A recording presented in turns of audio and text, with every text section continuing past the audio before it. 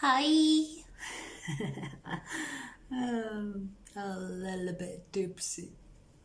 The lighting is, I don't know, a little shit.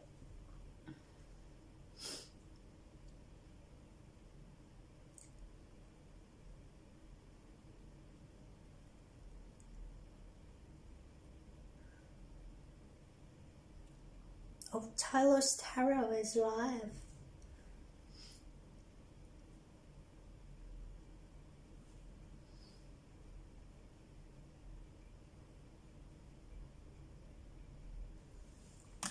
What's up? You look nice. Thank you. Alina. I have a big crush on this boy who is Saggy. I don't know, Sagittarius men are a little crazy for my liking. Like, I like Sagittarius women, but Sagittarius men are flighty. I don't know. They are good company. By the way, I'm drinking. They are good company, but they are shit when it comes to relationships.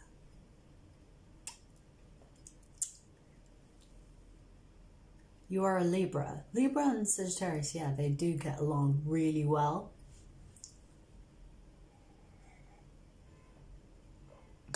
Ooh, I love me some Aquarius. I love Aquarians. Like Saggies and Aquarians. Oh my god. A match made in heaven. A little bit dangerous, like Bonnie and Clyde kind of energy. Mind my blues, hi. Damn, my teeth look so white.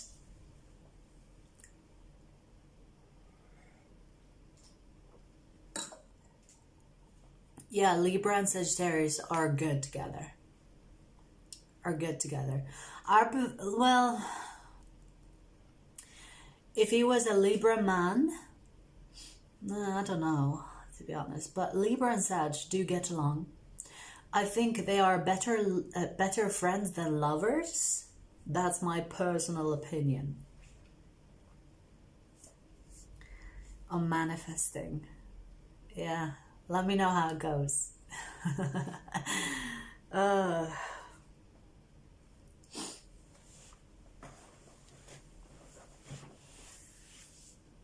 Blimey, have you won the lottery? No. Nope. I don't know about that. I mean, okay, here's the thing. Libra and Sag, if they are good as like casual, but I don't know, I've never actually seen Libra and Sag in a relationship. I've never seen that work out. Like, I've seen Libra and Sag friends, Libra and Sag fucking around, but nothing serious. I have Libra friends, they're great friends, but I had like a Libra man have a crush on me, and it was chaotic. It was bad because I was not interested in more than friendship. You're about to. Let's go! If I win the lottery, I'll be giving out money as if, you know, yeah, I think if I won the lottery, I'll be giving out money more than keeping it, which is a dumb thing to do, but why not? Libra men are weird. You're about to see marriage with Libra women and Saggy men. Let's go! Let's go! You better fucking invite me to the wedding. You hear? Yin and yang. Libras can be chaotic. Yeah, I agree to some extent. I mean, they are the scale, right? So, yeah. I've seen the worst side of Libras and the best side of Libras. That's why I say friendship, they are perfect. If you get involved too much with a Libra, They will show you the dark side.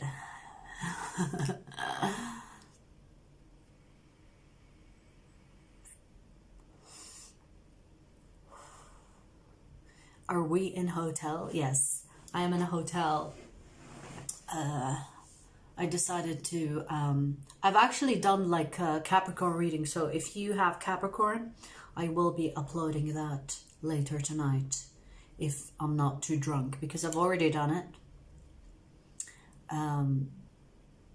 But yeah, I needed to get away from my fucking place. So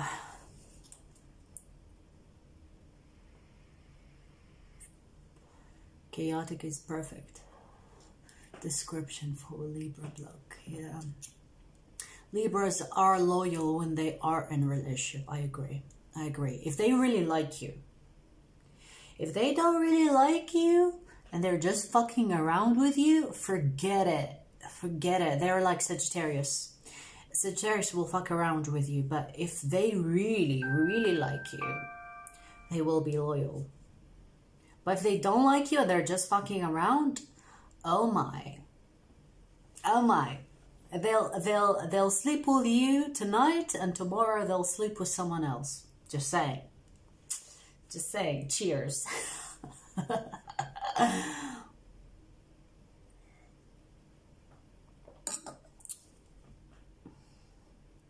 I'm looking at the chat at the screen, but sometimes it goes really fast, so I don't catch up. Yes, a Sag woman, but she should look for. I think for Saggies, Aquarius. If you manage to get an Aquarius man to love you, just consider yourself to be the luckiest person on earth. They are really hard to pin, but if there is an Aquarius man that likes you as a Sagittarius woman, just consider yourself lucky, because it never happens. And when it happens, it's really rare. But when it happens, it's really good. That's my personal opinion. I'm no astrologist, but that's what I have seen, what I have known. Yeah. How can I manifest Aqua? Good question. You don't manifest Aquarians. They manifest you. They manifest you, motherfucker.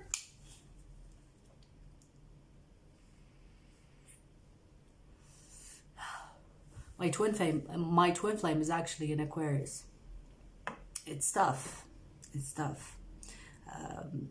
You know, you get to be together in the la la land. Oh my God.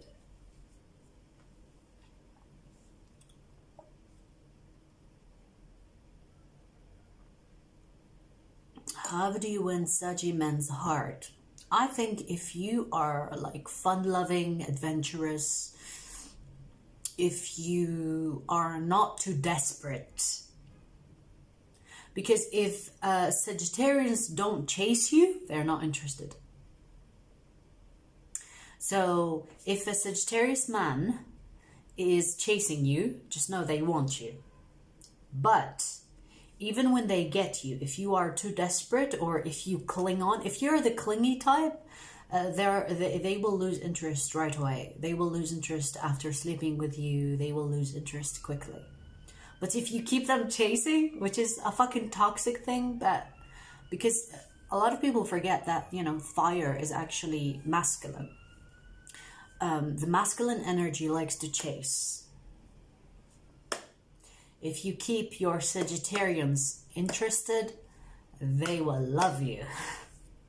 If you keep them chasing, they will love you. Oh my God, you know what? I personally love Taurians. Like, I love Taurian men. I think because I have Virgo moon, but it never works out. It never works out.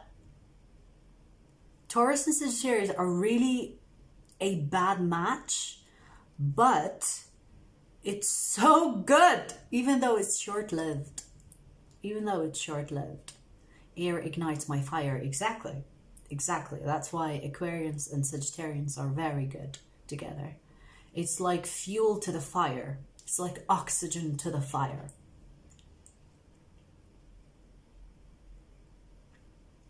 Yeah. Yeah. Don't we all? I want a healthy relationships. Like, why the games? Yeah, I get it. So, do you like the chase? Not too much. I do like the playful push and pull. Playful, emphasis on playful. But I don't like the actual, you know, like if it's actually serious, because it shows like, you know, someone is not fit for relationships. You know what I mean? If you're being playful, it's not serious. It's kind of like just playful, like teasing. It's fun. Okay. But if it's actually serious, where the person has like mental issues, emotional issues, I lose interest really quick. Taurians and Sagittarians are not a good match long term. But I've actually seen Taurus men and Sagittarius women get in a relationship for years and years and years. It's a rare thing, but when it happens, it's for life. It's for life. Yeah, it's not the best, like LA says, but it happens. Like it's really good. But I think, listen to this, I think if you get in a relationship as a Sag with a Taurus, the Sag will lose interest before the Taurus. Because Taurians, once they decide you are the one, that's it, you are the one. But Sagittarians get bored. And that's why this Taurans and the Taurians and Sagittarians, they don't get along long term. So if you can keep the fire alive as a Taurus, then Sag will be yours for life. Sag and Gem.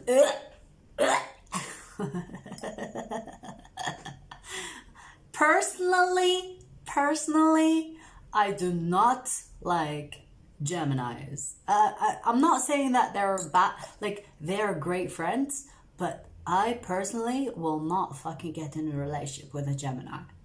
No. I am too spiritual for Geminis. Geminis are like 1 + 1 is 2. And I'm like 1 + 1 equals fuck you. Yeah, Aquarians. Again, we just said that earlier. Aquarians, perfect for Sagittarius. I think a match made in heaven is Aquarians and Sagittarians. Whether male, female, I don't care. Yeah, Taurians are loyal as fuck. When they want to be. When they want to be. When they want to be. Because I've met Taurians that are hurt and healing. They are not fit for a relationship. You know, they will fuck around, but they will not get in a relationship because their heart is with someone else. You see? I'm Sagittarius, Sun, Gemini, Moon. Oh! Ooh, aren't you conflicted? Yeah, it's... Remember, Sagittarians and Geminis are opposites in astrology. Opposites. They are similar, but they are opposite on the circle of the zodiac. They are opposites. Opposites attract, but if you have Sagittarius Sun, Gemini Moon, you are, like, that tells me you are conflicted when it comes to your intellect and your emotions.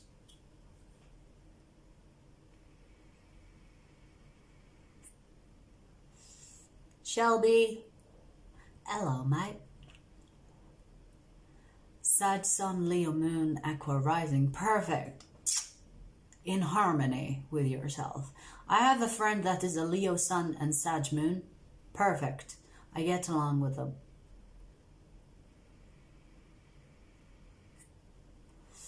Yeah. I'm attracted to Virgos as well, but I have a Virgo moon, and that I feel like that's why I'm attracted to Virgos. I've had like, you guys, I've had like at least 3 Virgo men that I got in a relationship with, because I have Virgo moon, so I'm attracted to Virgo suns. But it doesn't work out long term. Like, it will work, I mean, if you consider 3 years a long term, fair enough, but it's not for life, you know what I mean? There's always a Virgo trying to hunt me down. Interesting. Libra sun, Saggy moon. Ooh, you are flighty, Alina. No one can catch you, can they? You are flighty. Virgo rising. Oh my God. Scott, you look like you are a sane person, but you are not sane.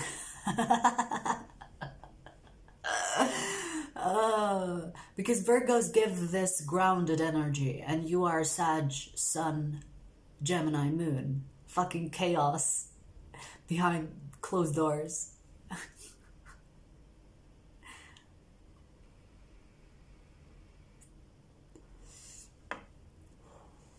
Cancer rising is a good placement, Mira.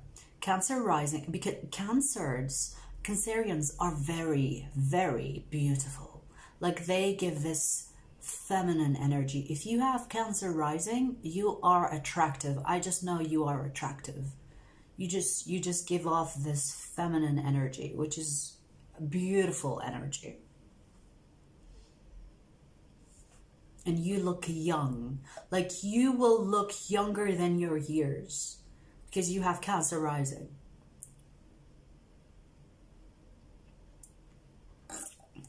Tell me about it. Sag sun, Aquarius moon. Good combo, good combo. You get along with yourself very well.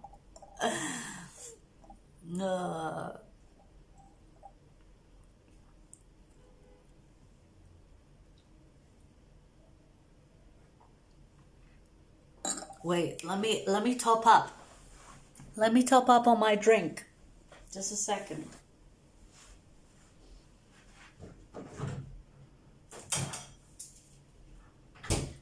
I'm gonna get drunk with you guys. You better not judge me.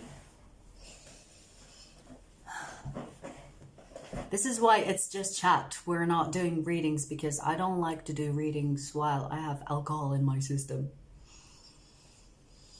So,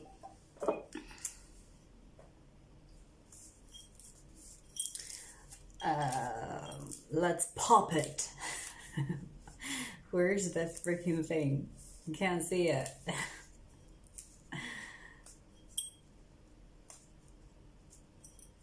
Back, can't see it. Okay, you know what? I'm drinking Prosecco. Hi, Jill.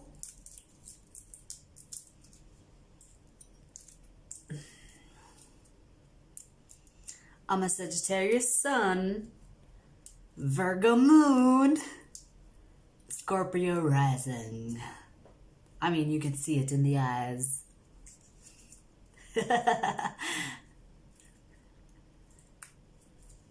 Alcohol makes you tell the truth? Yeah. But I am always truthful, so like I think my Virgo moon makes me filter things. But I'm always truthful. Like, if anything, I mean, Sagittarians are blunt, right? So if anything, I'm like, shit, I don't know how to open. Like, it's not wood. Oh man, I do not have energy to twist this.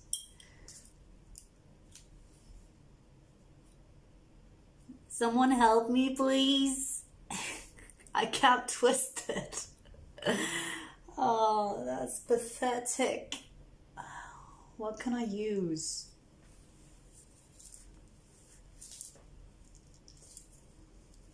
No, wait, I need to twist this, and I don't know how to do it.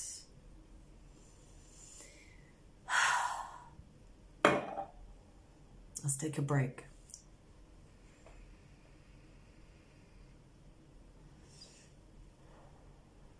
One thing about Saggy, I have hard time with their bluntness, yeah. But okay, here's the thing, Alina. I'll tell you something. Sagittarians, even with their bluntness, they never mean to hurt you unless they are angry. If they are angry, just go away. Just go somewhere else. Because when Sagittarius are angry, they will like calm down really quick, okay? And most of the time they will feel bad when they get angry. So if they're angry, just go away.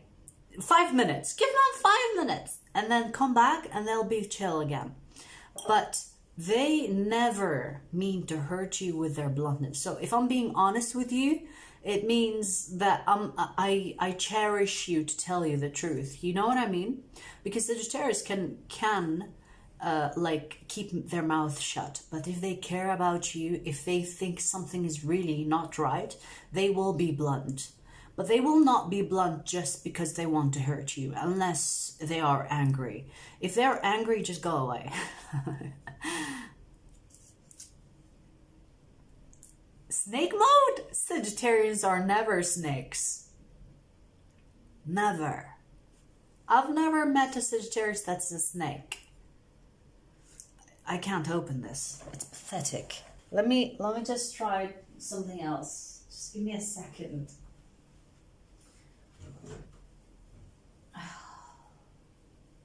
I don't know, you guys. What can I use? What can I use?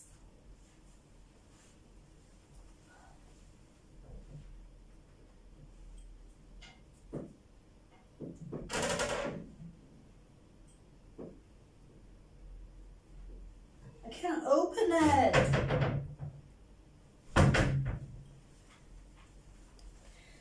Would it be weird if I took you guys with me to the bar to open this?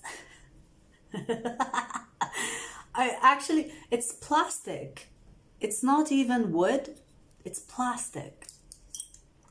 A towel. That's a good idea.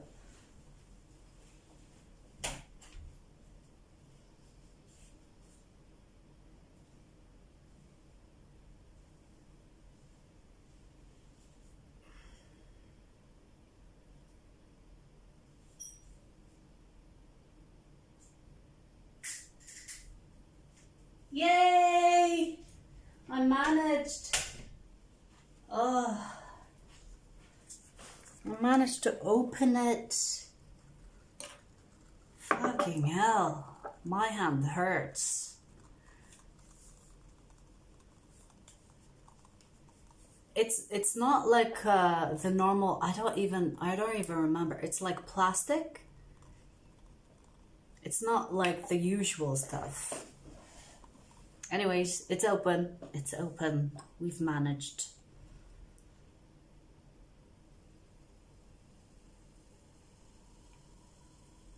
Who's drinking with me? Or am I drinking alone? I mean, it's freaking Saturday night. I mean, that's so unlike me, but we'll make an exception today. Yeah, I tried the towel. Thanks to LA. Ugh.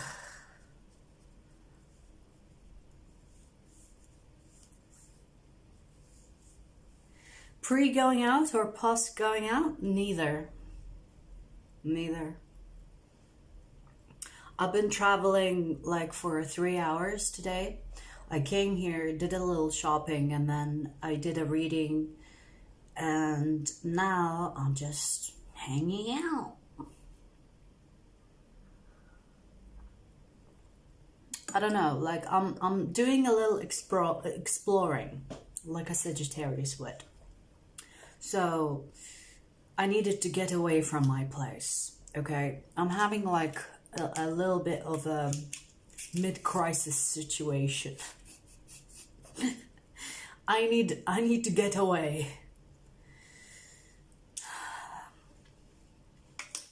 And my cat is at home. I feel bad because she didn't want to come with me. And she was kicking and resisting, and I couldn't take her with me. So my cat is at home, and I'm hoping she'll be okay. You know, she's a cat, but, you know, still, I feel bad. But I'm thinking, what am I going to do? Because I have plans on traveling. Like, I want to travel. I don't want to be stuck in one place. The whole point of being able to make money online is to be able to travel. Because that's a Sagittarius dream. If you have a Sagittarius in your chart, you know how that feels.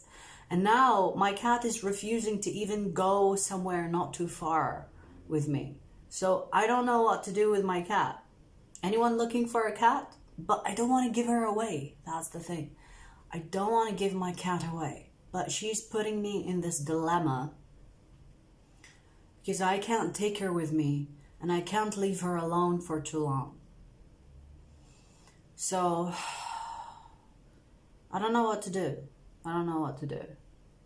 Food, water, cat litter tray, yeah, that's the thing. She has everything. Like, I put enough food, enough water, and she has everything.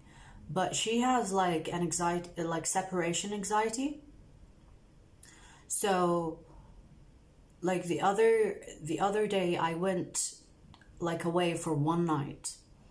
And when I got back, she locked herself in the bedroom, in my bedroom, and she was like freaked out because she locked herself inside.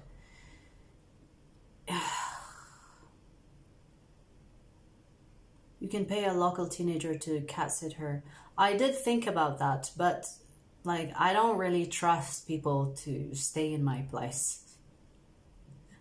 I don't know, but I will look into that. I will look into that because I'm actually thinking, you guys, to travel for a month away. Like, I want to do some serious exploring, and I can't do that with my cat being a bitch. She usually is okay, but I don't know, like she's becoming more used to staying at home. And she just doesn't want to travel with me. And I was hoping like she would be one of those cats that travel, like she's okay with traveling, but she's not. She's like she's so Cancerian. She just wants to sit at home and do nothing. Find someone to watch her. Yeah, I'm thinking about that. But you know, I don't trust people. She doesn't even trust people. When I have like friends over, she will hide. She even my friend stayed at my place for 2 nights, and she didn't even make a peep. She stayed in the corner, and she didn't even go to eat. She was being weird. So I'm not sure. I'm not sure. I'm not sure. It's very sad. They literally go in for 5 minutes a day to feed and do the cat tray. Yeah, I need like a camera. Maybe it's my Virgo moon. Maybe that's why I don't trust people. To be honest, like, I've had bad experiences so many times. And I'm not like saying that, you know, people are bad, because I don't really believe people are bad. You know, I believe people are good and bad. But I am also one of those that believe people can be possessed. So, like, as a light worker, I don't believe that people can be good to me for too long. I don't know. I know it's weird, but from experience, I don't trust. I don't trust easily. Maybe it's my Virgo moon and my Scorpio rising. I don't know, but I don't trust easily. Like, if I trust you with my life, with my things, I will have to really trust you. Like, you will have to prove yourself to me. I don't even trust family. I don't trust friends. I don't trust no fucking body, because the ones that hurt you are family, friends, and those that know a lot about you. Don't you agree? Maybe it's just me. I've had really bad experiences, you guys, with family, friends. So the ones that I'm like suspicious of, first and foremost, are people that are close to me. And even my friends hate that about me. Like, my friends will not, like, just let me do that. And I'm like, no, it's okay, I'll do it myself. Stellium and Sag. Yes. I have like 3 placement in Sag. I'm a Sagittarius Sun, Sagittarius Mercury, so I speak like a Sagittarius, and a Sagittarius, what else? And Mars. I will be angry. I will go to war like a Sagittarius.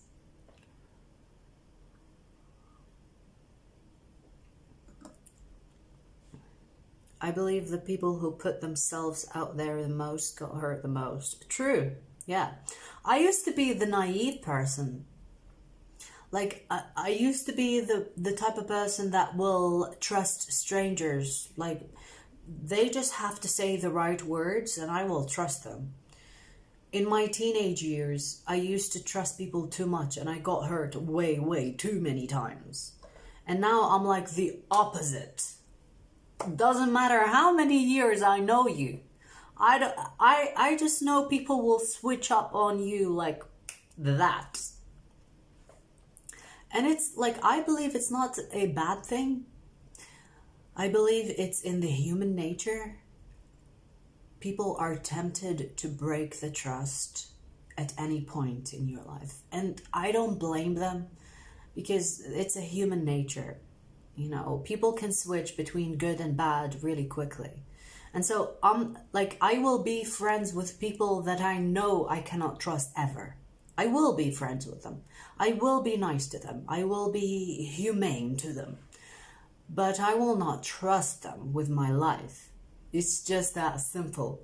You know what I mean? It's weird, maybe. I know. But like, in a way, I can be a little bit cynical when it comes to people, because I believe in the dark side existing as much as the good side.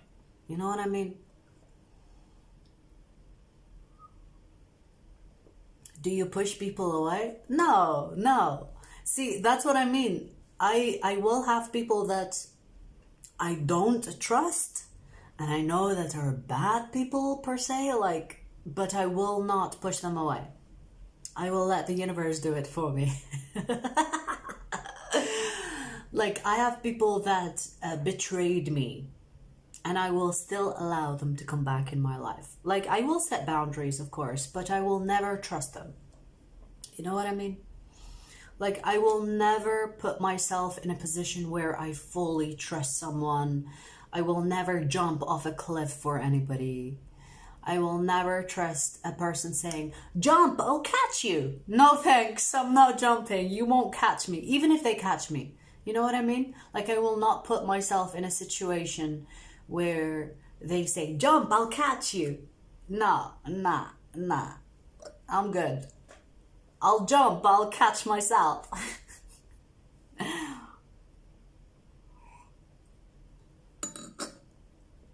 You're so pretty and remind me of myself. Ah.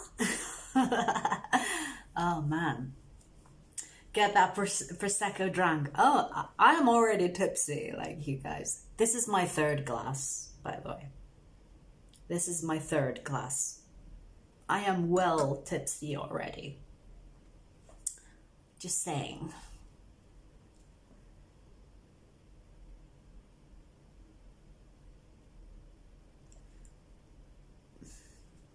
Yeah, I truly believe that, you know, like, even if people are good, it doesn't mean that they cannot hurt you. It is your responsibility to protect yourself. Even those that hurt you, it doesn't mean they are bad people. It just means that in that moment they made a bad decision. And the question is, are you willing to give them that responsibility. Are you like, it's your responsibility at the end of the day to protect yourself. And if a good person makes a bad decision on your expense, whose fault is it? Yours. That's what I believe. This is why I'm like this, you know? Good people can make bad decisions, and bad people can make good decisions. So I believe people are both good and bad. Sometimes I will do bad decisions, doesn't mean I am a bad person, right? Because I didn't consider all the consequence of that decisions. So it's like, give people a break, but take responsibility for what you allow them to do in your life. You let them prove themselves over time. Yes, of course. Yes. But, you know, like, good people make bad decisions as well. And if your life depended on it, it's your responsibility to protect yourself. It's not theirs. Even if people, you know, try to hurt you on purpose, that's another story. But there are the ones that will hurt you without intentionally wanting to hurt you. Okay, so you have to also protect yourself in that case.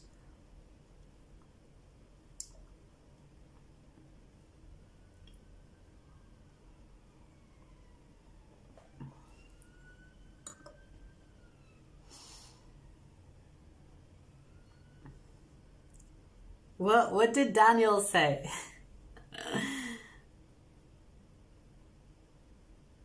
LA is so annoying, makes me think it's me who's in the wrong. What?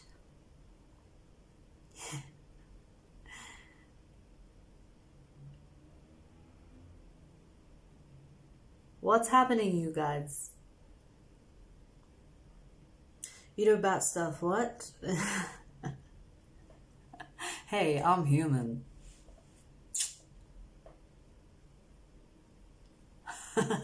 I had once a person tell me that. Wait, I had once a person tell me that I will be joining the dark side. I'll be like, bitch, just because I do like bad decisions doesn't mean I will turn to the dark side. I will always operate from my light.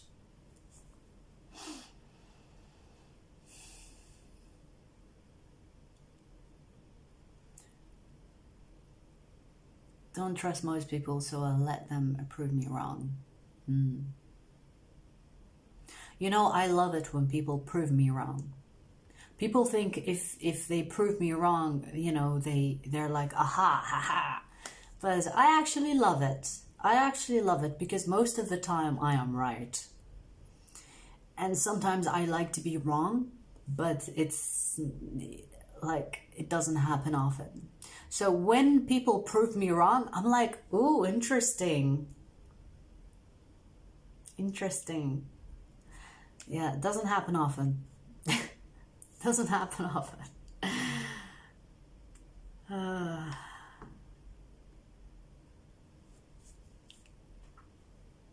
The dark is just the shady side of the light. Yeah. There is no dark without light. There is no light without dark. Period.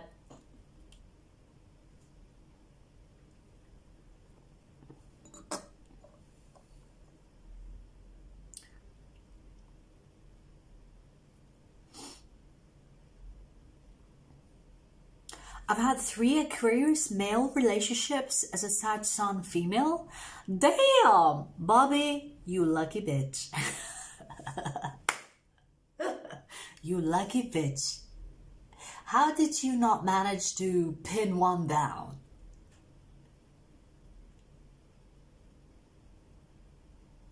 What does attract a Sagittarius? I'll tell you what, really simple. Sagittarians love to have constant, like, okay, wait, let me rephrase that. If you keep your Sagittarius learning new things, experiencing new things, Sagittarius will be on your side forever. Okay, if you take your Sagittarius to adventures, new places, even if you don't go anywhere, if you teach something that Sagittarians don't know for the first time, that if you teach them something every day or every 2 days, it doesn't have to be every day, they will love you for it. Sagittarians love to learn new things. Sagittarians love deep conversations. If you have existentialism, like conversations that you like to do, or deep conversations, Sagittarians love spiritual talks. You know, if you open your heart, you say something different, Sagittarius will be interested, always. As a Sag, I like a good sense of humor and don't take anything in life too serious. Yeah. I mean, humor should be like, duh.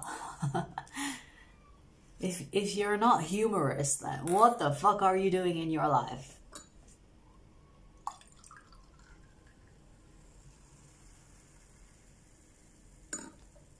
I'm hearing people screaming outside. I don't know what's happening.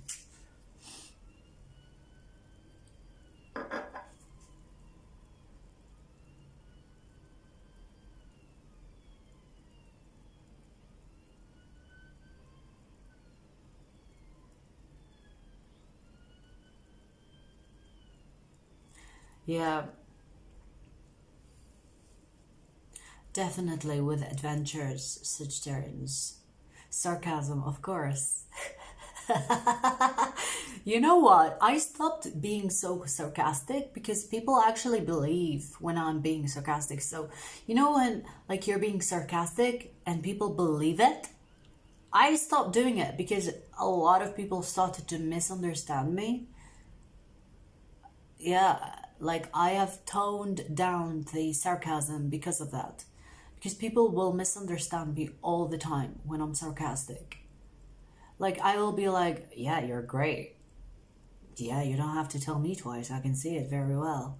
Like I can see it very clearly. You're very intelligent. And they will, that's me trying to say that you are fucking stupid, but they will believe it.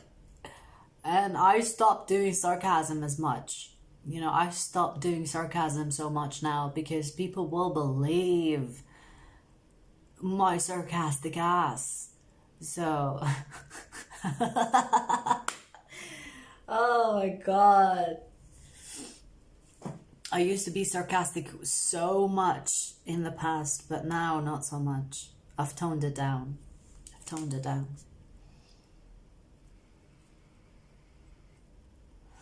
I'm an INTJ Pisces cusper. I love the INTJs. Like, I love INTJs. We have plenty of INTJs on this channel and I love it. I am so glad that I named my channel INTJ-A. Because I have so many subscribers that come to me and say, hey, I am INTJ-A, or I am INTJ, or I am INTJ-TP, or something like that. Like close enough, you know? And they are a rare breed. Did you know that INTJ-A specifically are females? Females are 0.8% of the population. And the males in general are 2% of the population. It's a rare thing. And for them to find my channel, it's like so delightful. That's what brought me here. What? How do you know if you're Sagittarius? You're combined? How do you know if sunrise or other signs? What? Other signs mix with your sign. Dove, try to rewrite that. I don't know what you mean exactly.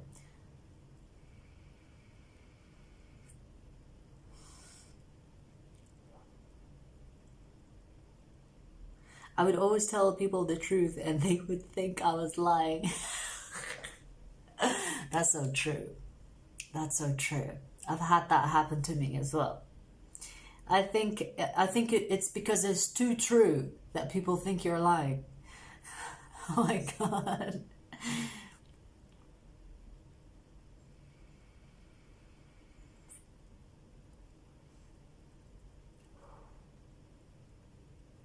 That's because you can't have too many cooks in the kitchen.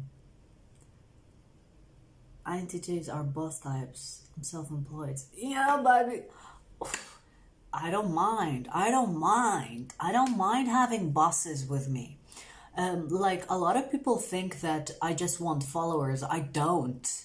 I want to talk to. I want to be like. I want to talk to bosses. Okay. I know I'm a fucking boss because I give this energy. Like even in real life, people tell me that you're too dominant. You're too whatever. As a female, I find it like as a woman, I find it very hard to find a man that is like okay with me being dominant.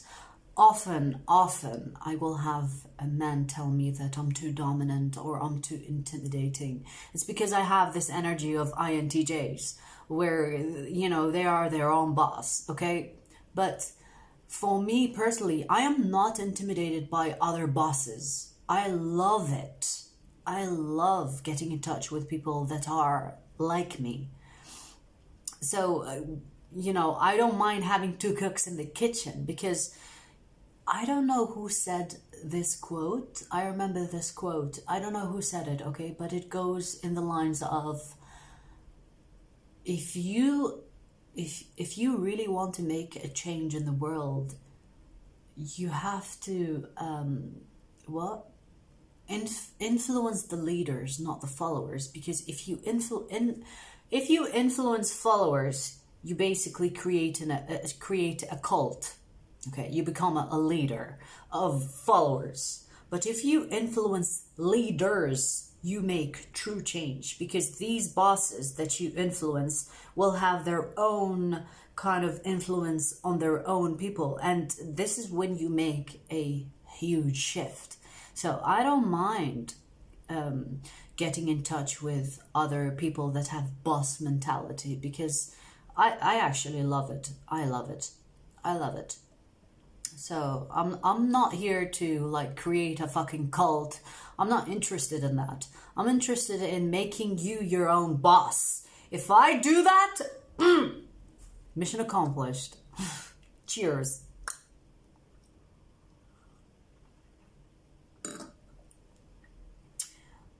You are so effing amazing. I look forward to ball your Sagittarius reads. I might do a Sagittarius reading tomorrow.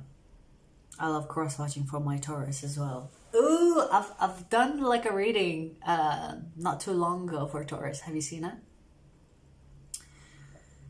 I like two cooks in the kitchen as they are helping, not hindering the process. Oh, yeah, I know what you mean. Look, when it comes to people that have this leader mentality, you don't have to influence each other in the sense where you hinder each other's process or progress. You can be like sharing a platform, for example, without having to go bump heads. And that's me. I don't know. Like, I don't mind sharing. I don't mind sharing. Like I am the type of person that will be fucking happy for your success. If you are the type of person that, you know, makes it in life, and even like if you make it better than me in life, I will fucking cheer you up. I will be happy for you like there is no tomorrow.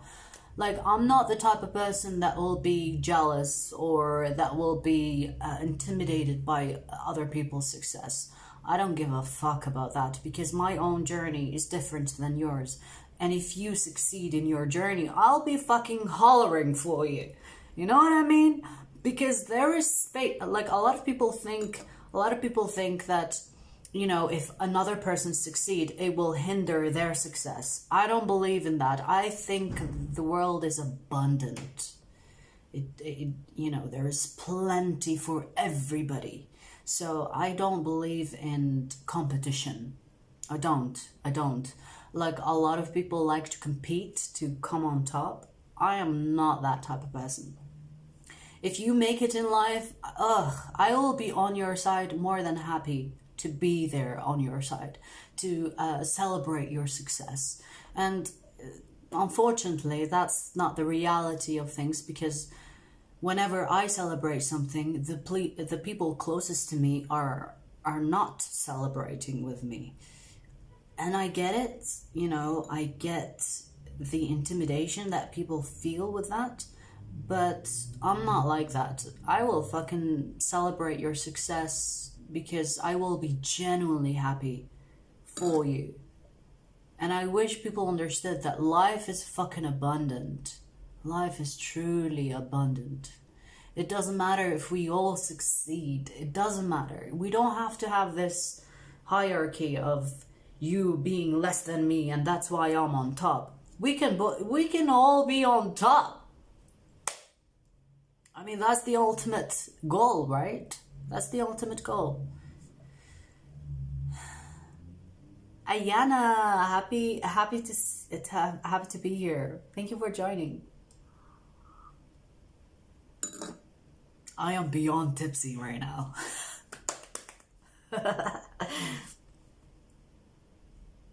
That's low vibrational to hate on someone. Yeah. Yeah, I agree to some extent.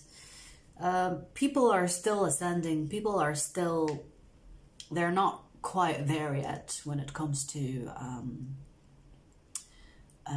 you know, like higher vibrations. They're not there yet, but it's okay. It's okay. It's just, it's still in the making. It's still in the making. I don't compete either. That's good.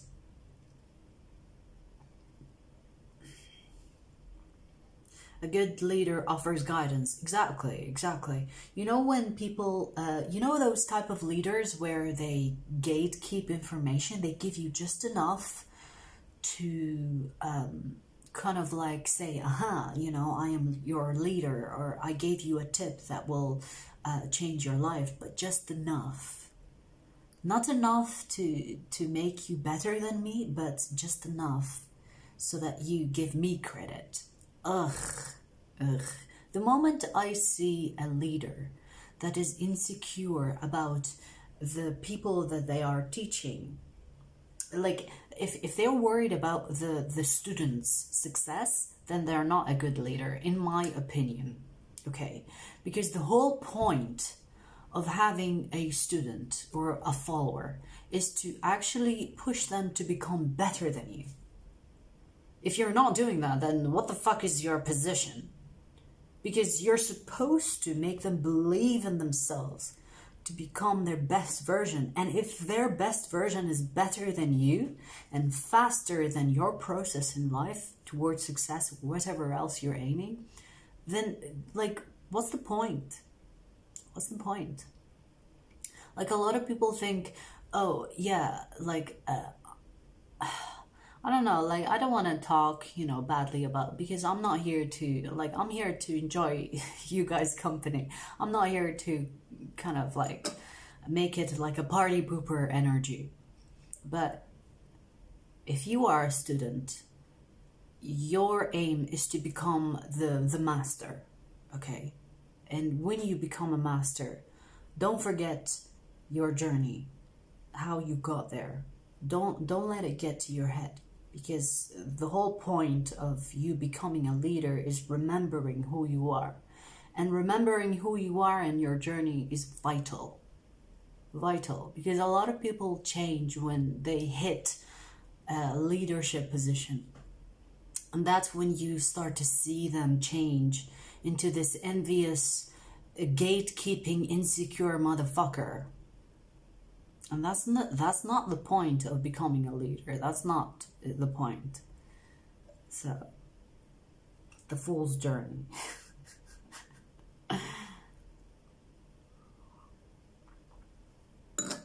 Oh fuck, I just spilled some alcohol on the carpet.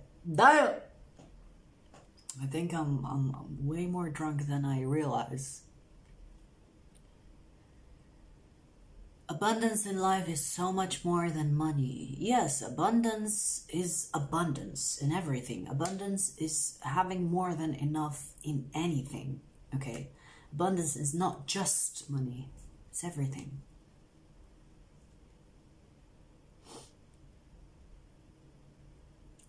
You're getting ready for the weekend early.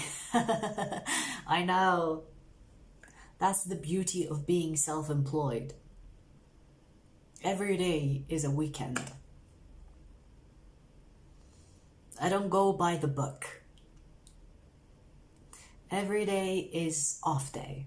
This is why I encourage people to do what they love, to be their own boss. Because if you do that, you know, you can take time off whenever you want. But a lot of people actually like to be told what to do. Like, I have actually met people that say, well, I like it when I have someone that tells me what time to show up and what time to go home and what time to celebrate and what time to have off. I'm not that type of person. I can be my own boss, where I take responsibility when it's work time and when it's not work time. But there are people that cannot handle that type of responsibility. And if that's you, it's okay, you know, like, you know, live your life. Do what makes you feel comfortable. But for me, no thanks. No thanks. If you guys see my CV, you will see that I have done every fucking job that is out there. And I have not lasted more than 6 months in one job, because I am not someone that is good being an employee. I am good when I am my own boss. I choose my hours, I choose my workload, I choose whatever. But I have not been successful being an employee, because I will not listen to someone that is above me.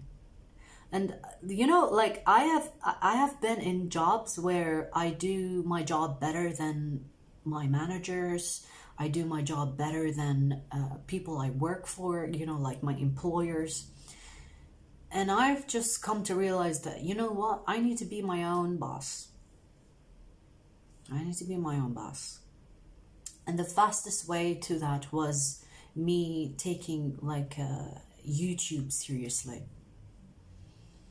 Or let's say online work, because, you know, it's not just YouTube. There are so many other ways to become your own boss via online work.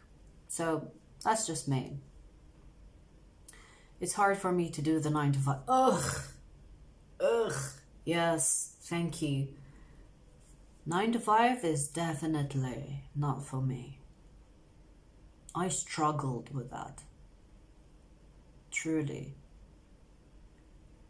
Liz, I'm drinking Prosecco.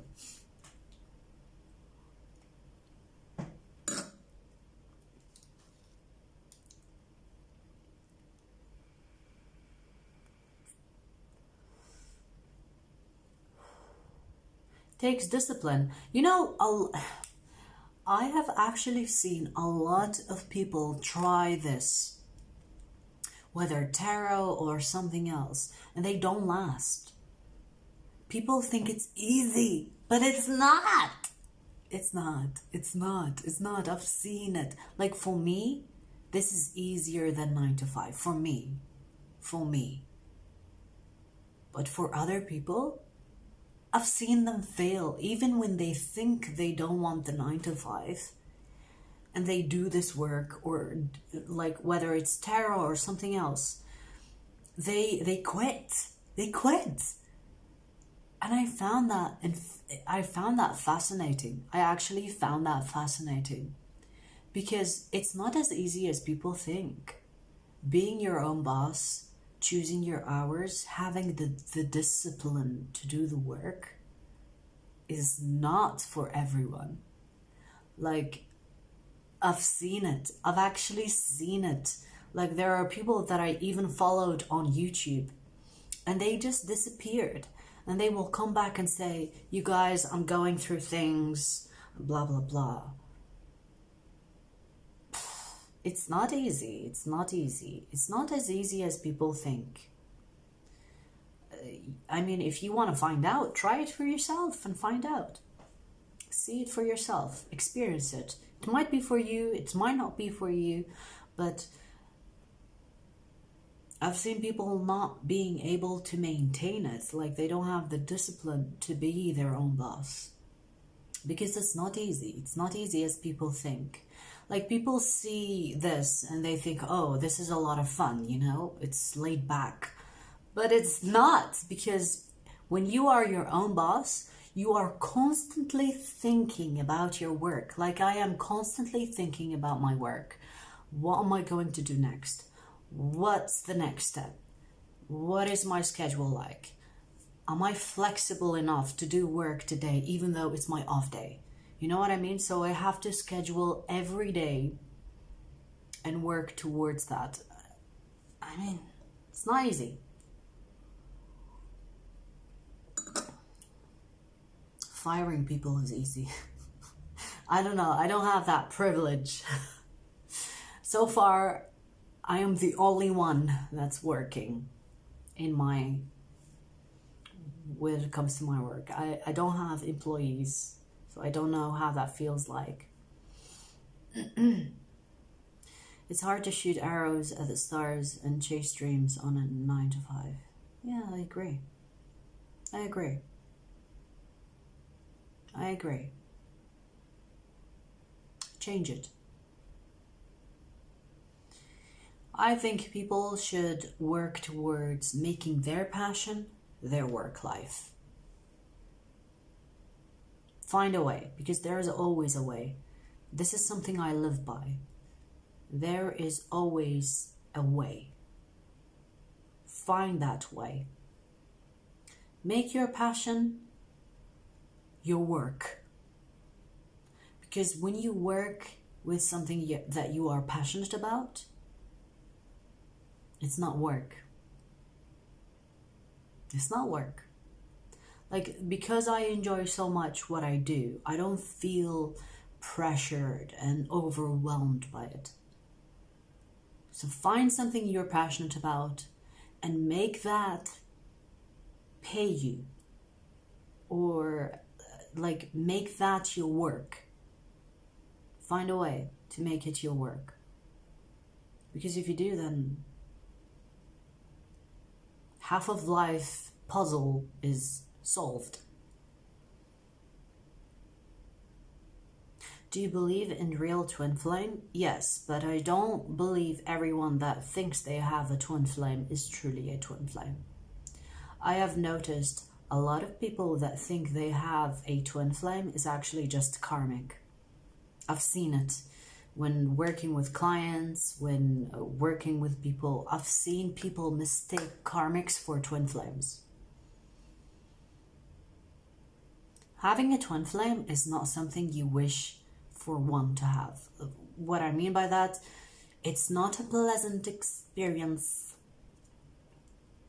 It's not this fantasy that people create about love. It's a tough journey.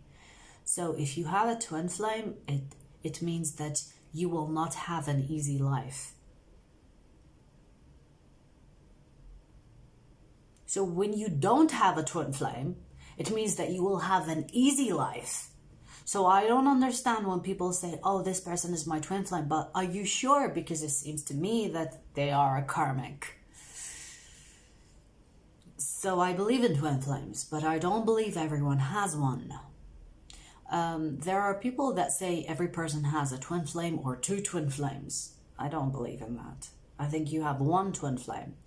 And if you have one twin flame, so not everyone has a twin flame.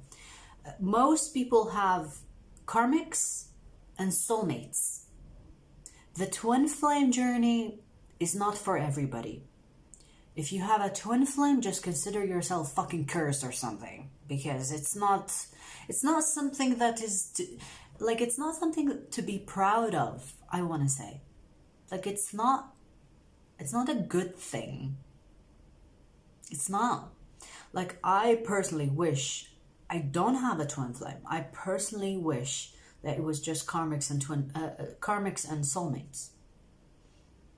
It's not something to be proud of or like showcase like it's a good thing. It's not a good or bad, I want to say. It's nothing to be proud of. Simple as that.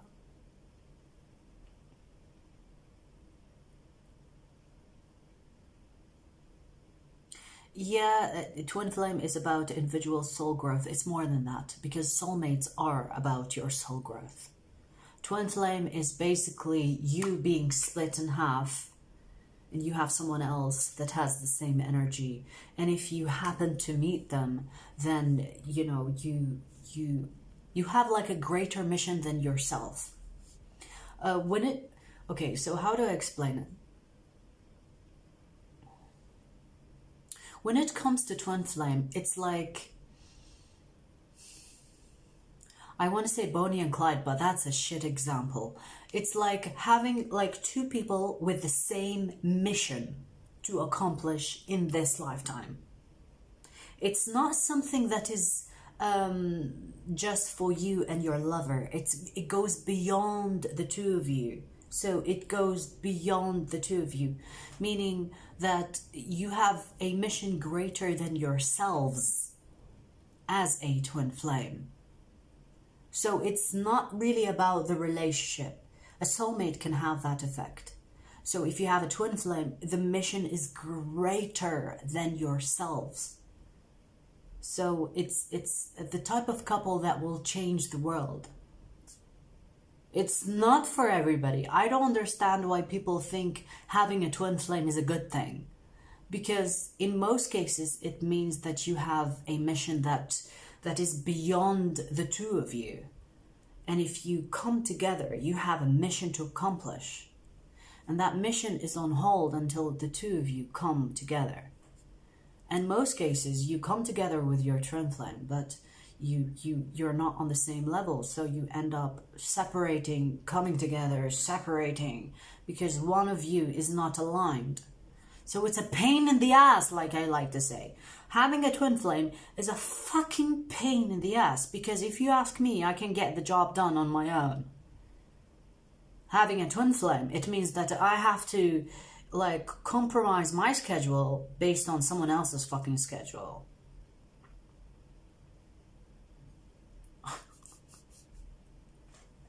So it's good but bad. It's both. It's both. It's both. It's both.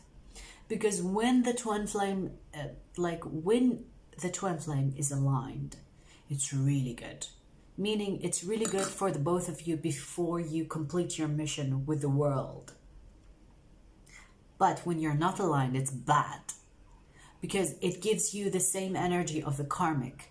Meaning you will push each other's, you will push each other's buttons until you both grow to be aligned, to complete a mission that's beyond yourselves. You see how fucked up that shit is? It's not something pleasant. It's a pain. It's a pain in the ass. It's like having a plug in your ass for 24/7. 24/7. Oh my God. Oh my God.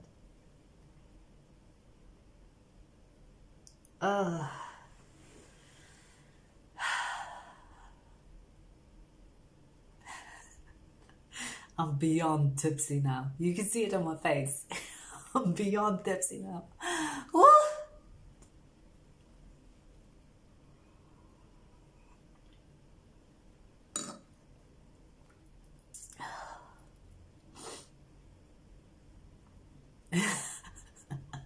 Dirty mind think alike. How did you find out you have a gift in tarot? I just can do it. It's easy. For me, it's easy. For me, it's natural. For me, I'm not even trying hard. There are people that read like tarot books and stuff. I didn't read shit. I'll tell you the truth. I didn't read shit. I have a tarot deck next to me right now. Like I know the initial meaning of the chariot, okay, but I don't really rely on that. Like you will see in most of my readings, I like most of the time I'll be like just intuitive. Like I will get a message, but it kind of flows through me. I don't have to try to understand, oh, I'm looking at the chariot, so that means no. It just flows. It just flows. And this is why I started doing tarot, because like I'm good at it. Naturally, I don't have to even try. But here's the thing, like I don't need tarot to do readings. But what I've noticed is people are more receptive to tuning in if they see evidence. If I, for example, if I say, oh, you have your guard up, okay, but I show you the card that shows you that you have your guard up, then you are more likely to believe. For me, I don't need tarot to do a reading. This is why I did like the collective readings for a while and then I stopped, and I should like get back to them, but I don't need tarot to do readings. I can do readings without tarot. But if you do that, people are less likely to tune in because they like to see evidence. People like to see evidence because they live in their bodies, okay? If you are spiritual enough, you know that you don't need a tool. A lot of people think, you know, these cards have some type of magic. They don't. The magic is you. You are the magic. I am the magic. Not the freaking cards. The cards are paper. The cardboard's paper. You know, a lot of people think that, you know, it's the tarot. No, it's not. It's who, you know, the person who's doing the tarot and the energy that they're working with. It's not the tarot. The bunch of paper. But I've noticed like people are more likely to tune in if they see cards. And this is like, it's something, you know, I'm starting to believe in this twin flame stuff. Yeah, it's yes, I'm a Sagittarius, Tanya. Scorpio rising. I don't look like a Sagittarius. I speak like a Sagittarius. You should be tipsy more often. You're spitting facts. Yeah, maybe. I will do the chat more often, that's for sure. Last time we did the chat, I really enjoyed. You'll be reading my ass. Aww.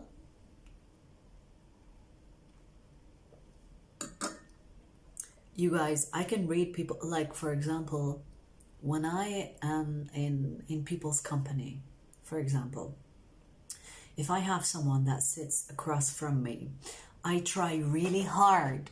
Listen to me, yeah? I try really hard not to get in their head because I can hear their thoughts. And people look at me crazy when I tell them this. I can hear your thoughts. Like if I'm, like for example, imagine you're sitting across from me. Imagine you're sitting across from me and you're talking and I'm just looking at you. I can hear your thoughts. I don't have to hear your words. I can hear your words as well. But I can hear your thoughts. And sometimes I have to prevent myself from getting into your head on purpose. Because I can hear your thoughts, that they become louder than your words, your outspoken words. It's a pain. I must tell you, because sometimes like I try to give people their privacy. Like I don't want to invade their head. And I try not to, like, okay, so when I feel like I'm invading someone's privacy by being in their head, I break the eye contact, because whenever I make eye contact with someone, I see them. I see their soul. I see their words that are in their head. I see them. It's tough. It's fucking, I'll tell you, it's tough. Because, like I said, you know, people are good and bad. And you cannot hide anything from me. You can't. People try to, like, when people talk to me, they try to be nice or something like that. But I see their true thought.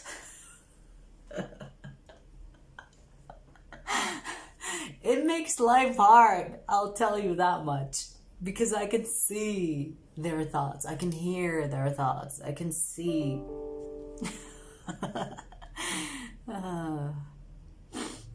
Eye contact is the same for me. It's Sag, Sun, Virgo, Moon thing. Oh, really? Maybe. I don't know. But that has been my life. I can hear people's thoughts without their permission. Like, I can get in your head easily. Like, people will sit across from me and I'll just listen. But when I'm listening more, like, it's beyond your words. I can see in you. I can see your thoughts. I can hear your thoughts. Sometimes I will be like, what did you say? And the other person will be like, what? I didn't say anything. And I realized I just heard their thoughts. They didn't say anything verbally. And they are freaked out because they said something in their head. But I heard it. And I said, what did you say? What did you mean? What? They freak out. Welcome to my life. It's a good thing and a bad thing, I must admit. Sometimes I wish I was like ignorant or I can't hear people's thoughts. But then no, I wanna, like, if I wanted to, I wanna know. I would rather know than not know.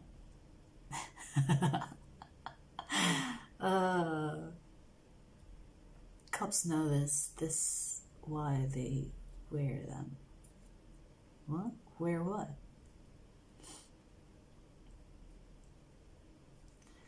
Why can I read tarot for others but not get clear readings for myself? You're resisting it. You're afraid of the answers. Because, you know, like, a lot of people forget that mystery makes life interesting. This is why I prevent myself from knowing what's happening in someone's head that I am interested in. You resist it. You can resist you can create resistance. So if you find it easy to read for others but not yourself, it's because you're scared of the outcome. On a subconscious level, at least, you are scared to get the answer. You don't really want to know. This is why.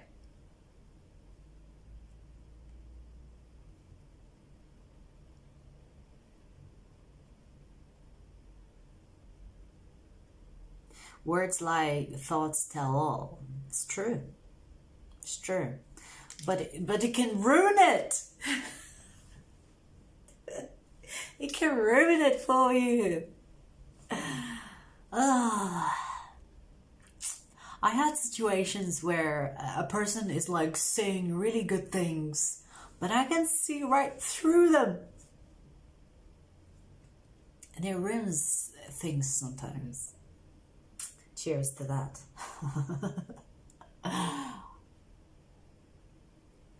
It can ruin things. It can ruin the mystery of life.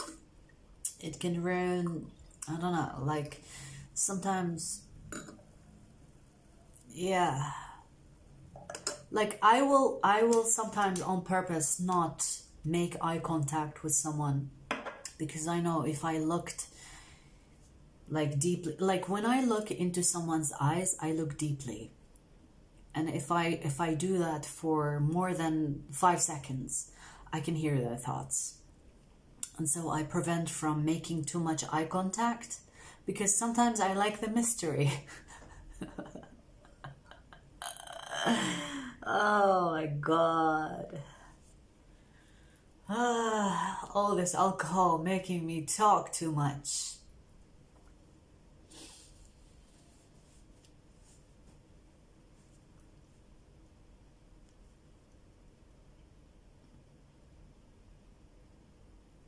Been texting since the day you stopped talking to me? Our friend from no games be texting.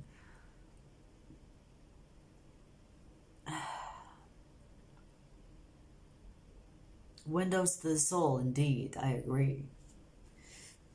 I agree. I agree. Eyes are very revealing. You know, sometimes I become like, sometimes I like to be mysterious. And I think people can read into me like I can read into people.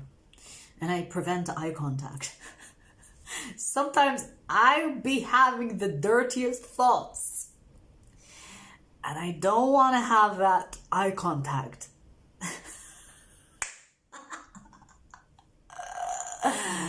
This is something like personal. I'll tell you what. Sometimes I like, if I'm attracted to someone, I will not make eye contact. Because if they do, then they might read into me like I am able to read into them. Now, in most cases, they cannot read shit. But this is my concept. Like, because I can, maybe they can too. And I feel very vulnerable when I make eye contact, especially when I'm attracted to someone. It's so... And people think I'm shy. People actually think I am shy. Me. I just don't want to reveal some dirty thoughts I have in mind. That's all. That's all. That's all. But they think I'm shy because I'm not making eye contact. Bitch, I'm not making eye contact because I don't want you to read into me like I can into you.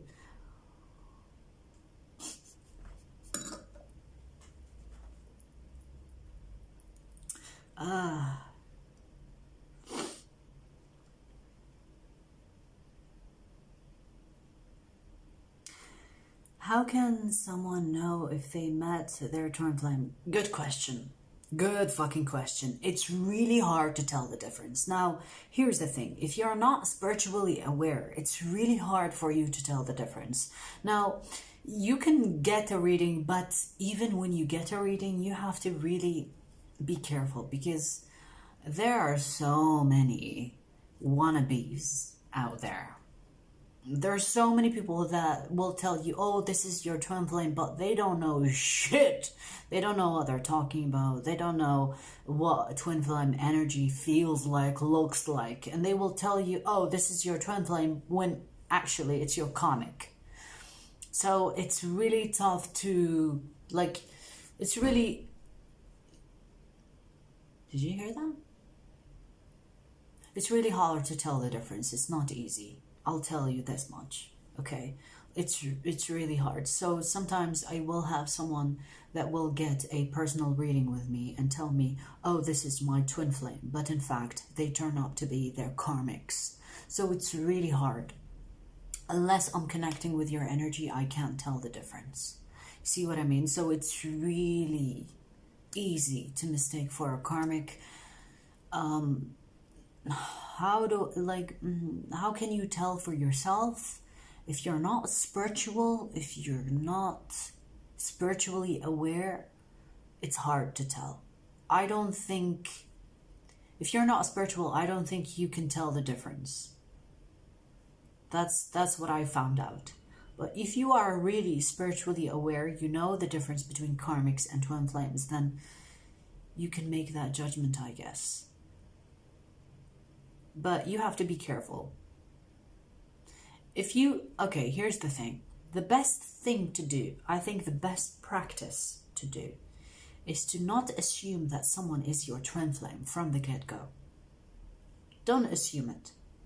Okay, even if you feel a strong connection with someone, whether they are your twin flame, your soulmate, your karmic, just don't assume what they are to you.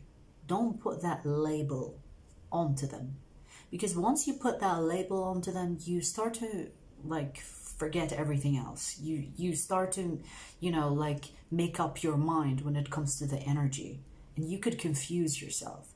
So try not to put labels onto it until you are 100% sure. And what I mean by 100% sure, whether you get a reading from someone you trust or you become spiritually evolved, that you can tell the difference. If you cannot tell the difference, don't put labels on it. That's the best practice I can give you.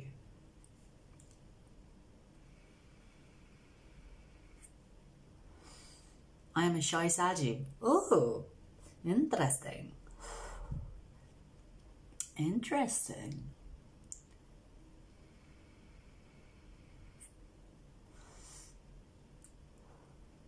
We need to hang the fuck out. I will hang out with anybody. At least once. At least once. I have to do the energy check, baby. I have to do the energy check. Oh, man.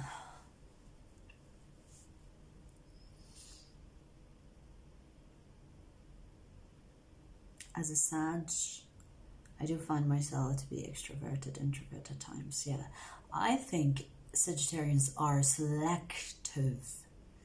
They are the selective introverts, I believe. At least that's what I think of myself.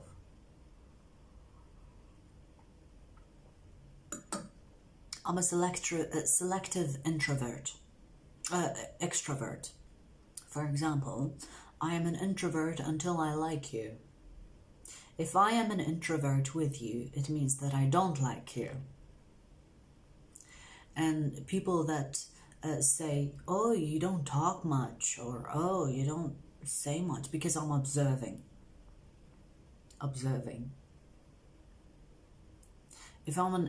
If I become extrovert around people, it means I like them. It means I like their energy. If I'm an introvert around people, it means I'm observing, I'm judging. I'm judging, baby. I'm judging. I always want to think she's my karmic, but something keeps telling me she's my twin. I noticed that I feel her like a soulmate and karmic at the same time. Interesting. That is an interesting observation. Because a twin flame will feel like a karmic and a soulmate at the same time. But then you have to be truly honest with yourself in making that judgment, you know. You have to be really unbiased when making that judgment. If you want someone to become your twin flame, you will find yourself finding the excuse to make them your twin flame. You see what I mean? So you have to be careful, because at the end of the day, you shouldn't fool yourself. If you fool yourself, you start to lose yourself, if that makes sense.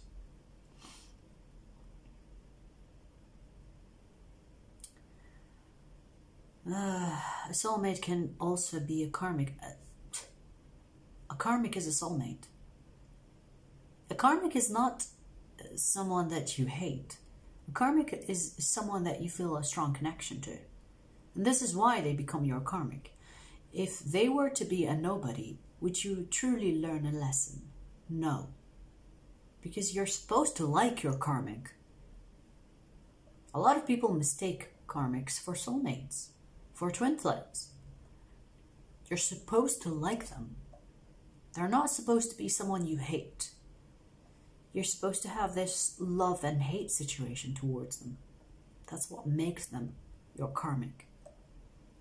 If you hate someone, how easy would it be for you to let go of them? You will learn nothing. But if they were to be someone that you really liked, but then that dream turned into a fucking nightmare, you know it's a karmic. You're not supposed to hate your karmics. Karmics are someone that you feel a strong connection to. It's a soul contract. A lot of people confuse that, think that karmics are bad or you will hate them. They are your enemy. No, you don't see it coming, baby. You won't see it coming. That's the point of a karmic. If you have someone that you don't like and you hate in your life as a karmic, you will not involve yourself with them. But not only that, you will not learn the lesson. And that beats the point. So the universe will send you someone that you really like and make them your karmic.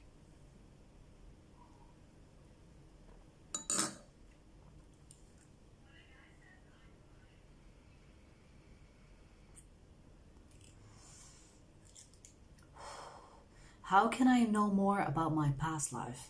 Good question. For me, it's through my dreams. You will get visions.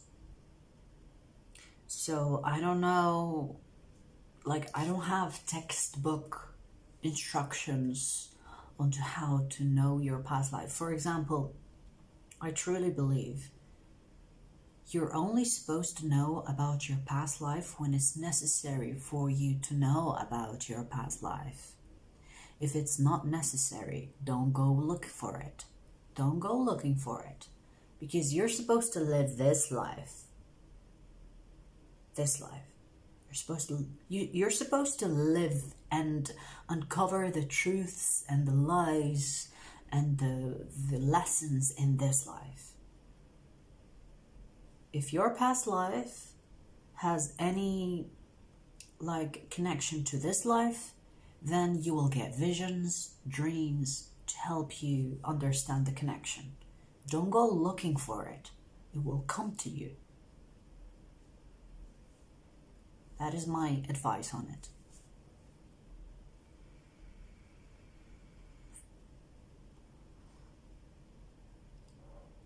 I had a miracle and now I know something that will open big for me, but I'm in the unknown and it's my destiny. How do I deal with something I know it's big and coming?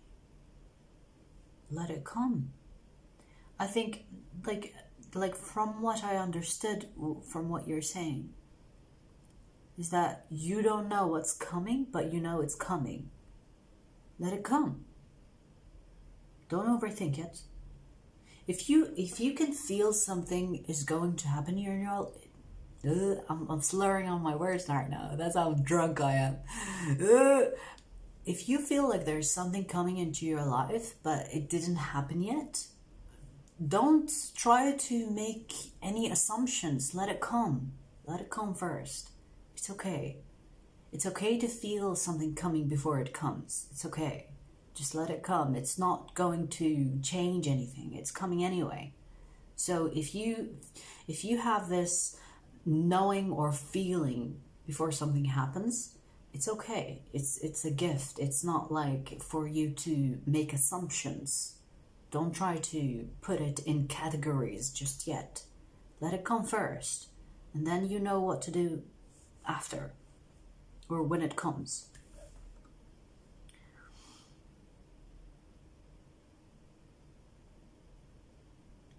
Don't look in my eyes because you know it's not me, it's you. How do you know if it's twin flame or karmic? It's very close. It's very close. Karmics and twin flames are so close. I don't for me, when I can tell the difference, I cannot tell the difference until the energy is here. So for example, with clients, I have to know what's going on for me to know the difference. So for example, someone would come to me and say, oh, I'm struggling with my twin flame. And then I realize it's actually their karmic. It's not a twin flame. In most cases, I feel the twin flame is someone that is not going away. The karmic is here for a lesson and they're gone. Once that lesson is learned, they're gone. The twin flame, it doesn't matter if it's a lesson or a blessing. They're around. They are the spit of your energy. You mirror each other. It's like you cannot get rid of them, even if you wanted to. it's out, like it's not something that you can control. Okay, it's in your fate, in your destiny, whatever you want to call it. But it's not something you can just learn a lesson and move on. Because with karmics, you learn the lesson and you both move on. The twin flame is not like that. It's like you teach each other lessons, but they're not going anywhere.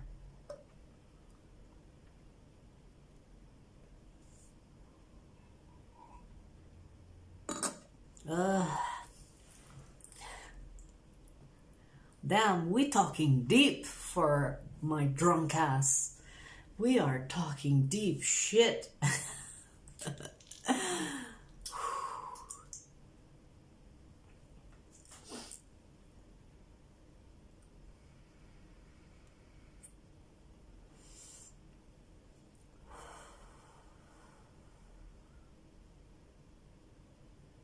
I bet Night is doing zoomies around your home right now. Oh my god, don't remind me. Because I'm trying not to think of her and miss her. That bitch. I had her in, like, I literally had her in my, like, the cat bag. And I bought a new one because she's grown now. So I bought her like a bigger one. But she was literally kicking and she was a fucking scream. She was screaming. And I was like, you know what? You want to stay? I'm going to leave you. You know, I'm just going to leave you because she was kicking, scratching. She wanted out. She didn't want to be in that thing. So, your ass is drinking too? Yes, I'm drinking. Excuse me, I'm on my third one. This is, what, third, fourth maybe? I don't know. Let's count. Prosecco makes me, like, Prosecco is my go-to because I don't get hangovers when I'm drinking Prosecco. Fourth, yeah. I am way beyond tipsy right now. Like, I think I'm slurring on my words. It's okay though, we're just chilling, talking about deep shit because I wouldn't do it any other way.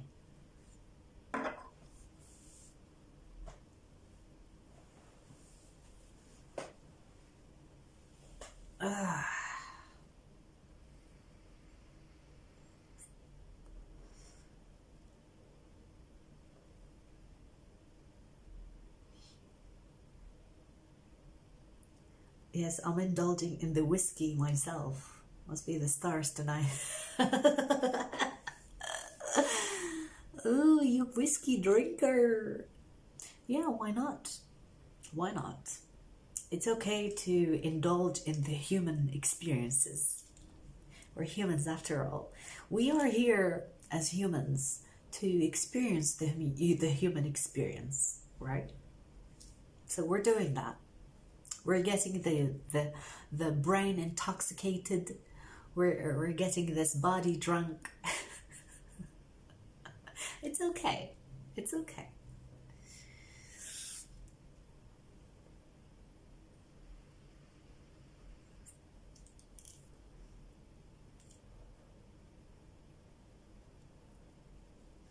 You would not put up with what you have? What are you talking about? Am I missing something? I'm just gonna, like, get myself comfy right now.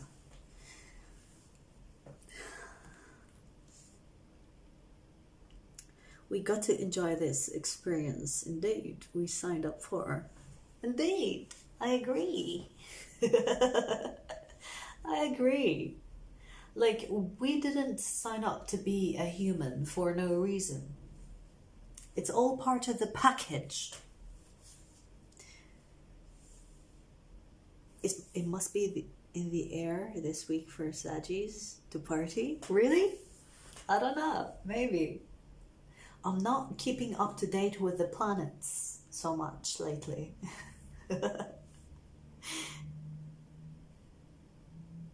You made me open another beer. Oops.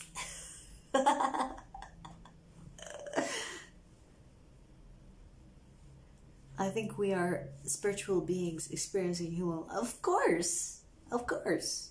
What else would you call it? We are not humans. We are not humans experiencing spirituality. We are spiritual beings experiencing humanity, and I think it's a beautiful thing. Sometimes life is like catching a wild animal. We can run through the jungle and find nothing, or wait with patience, or what will looking to find us. Yeah, I think life is interesting like that. I think life is interesting like that. We all signed up to come here. Like, even those that think, why me in this life? Like, sometimes people think, you know, why this life? You chose this life. You chose this body you are in. Even if you think you don't like the body that you are in, you chose that body. You chose it. You better believe it. You chose that body. I chose this body. You chose your body. We chose it. And like, some people will choose the different bodies for different purposes, but we all chose it. We chose this body. We chose this life. And some of us underestimated the choice. Like, some of us said, oh yeah, this will be easy peasy for me. I will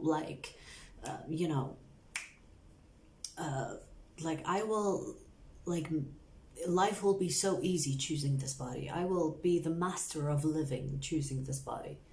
And you come here and think, oh shit, it's actually harder than I thought.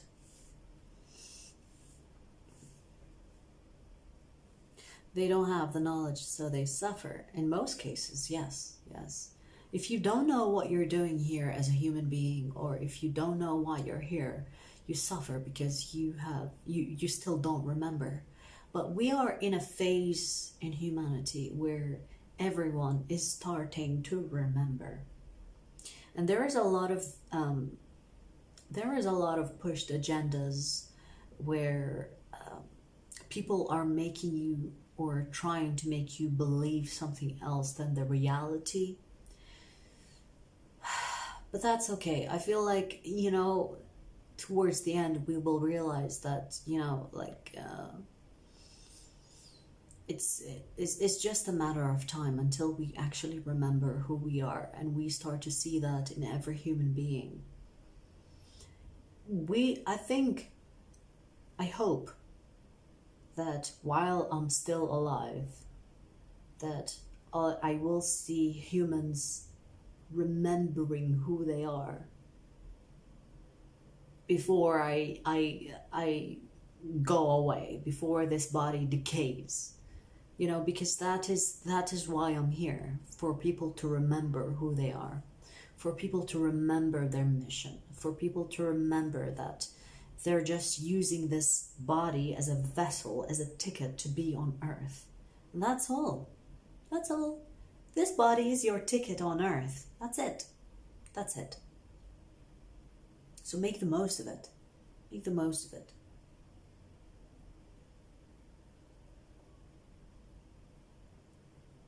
You have a beautiful smile. I appreciate you. I appreciate you, Scott. Thank you.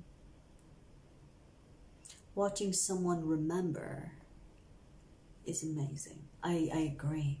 I agree. It's a beautiful thing. This is why I want to be part of this movement. This is why I agreed to come to this life, to be part of this movement. I agree. It's a beautiful thing indeed. Don't make me cry now, because I'll get emotional. It's very close to heart, very close to me.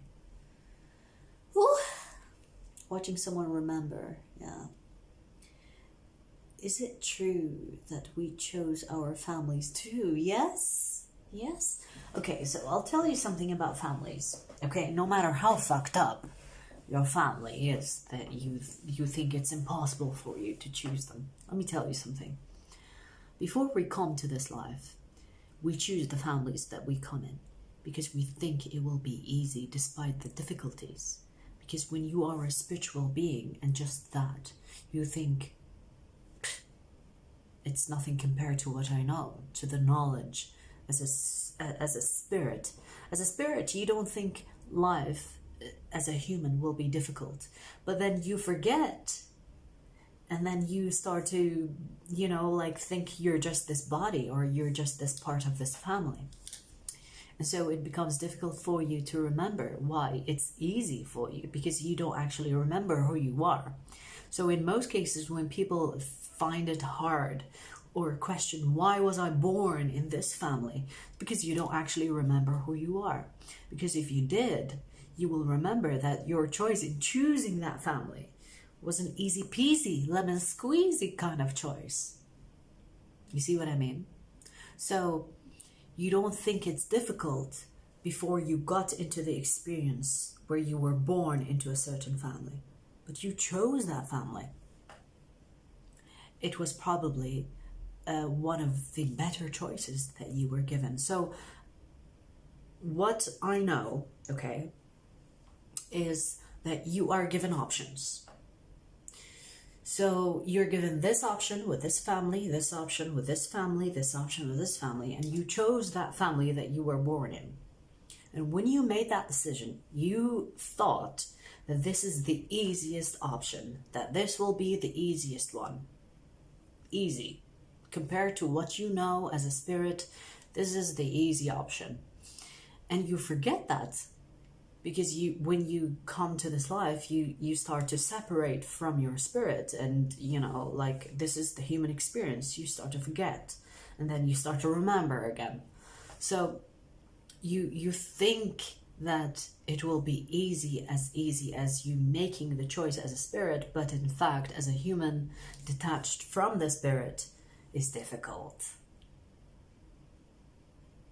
So the trick is to remember who you are as a spirit and your experiences, your past lives, which will make the circumstance of this lifetime for you an easy kind of compared to what you have experienced before. And in most cases,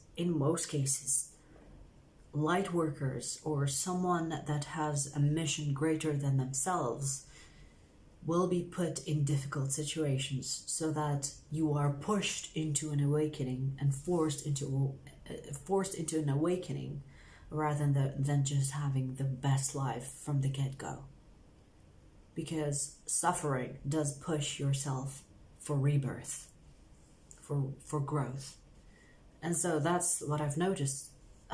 Normally you will notice most of the people that have made it really big in their lifetime is that they're put in like really poor conditions, really poor situations, circumstance when it comes to their family, because that is what pushes them to be greater than themselves. They will be pushed into an awakening or forced into an awakening.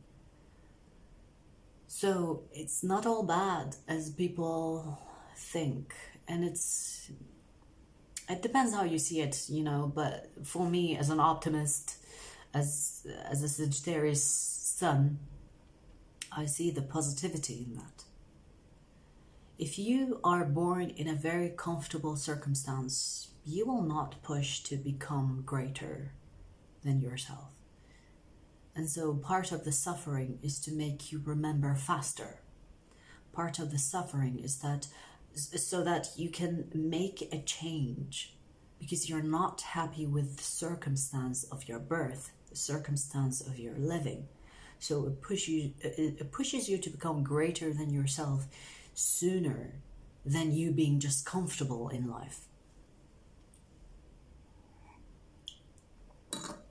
Temporary pain to evolve. Yes, indeed.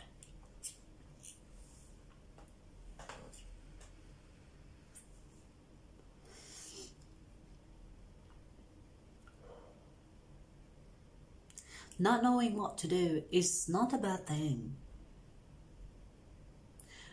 What I would advise you, Cindy, is Do the thing that you are sure of. Start there. Do the things that make your heart feel joyous and expansive. Do that. Do nothing else. Do the things that make sense to you rather than focus on the things that don't make sense. Because the things that don't make sense will make sense once you start focusing on what makes sense in your life rather than what doesn't. Start with what does make sense. And you will slowly see things that don't make sense unfold in a way where it does make sense. Do that.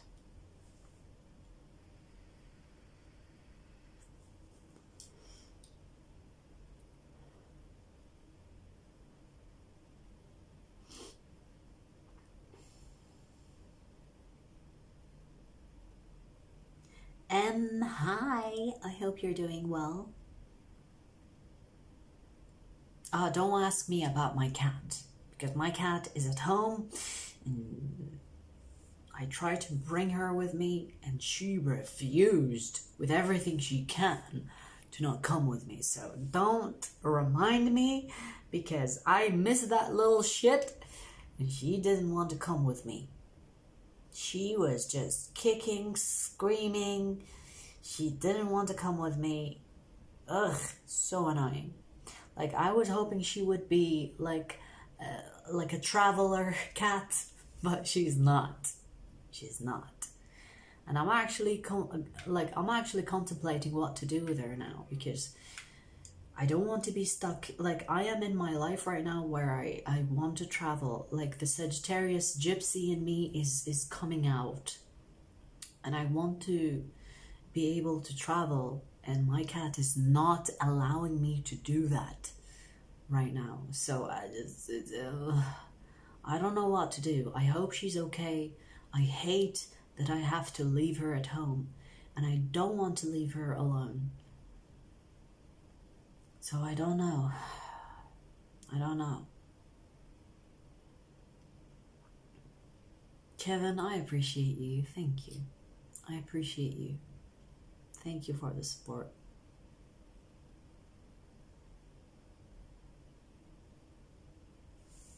Oh wait, you can heart it. Does it show? You can heart a super chat now. That's so interesting. That's a new feature, right?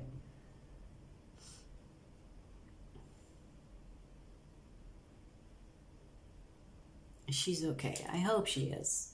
I hope she is.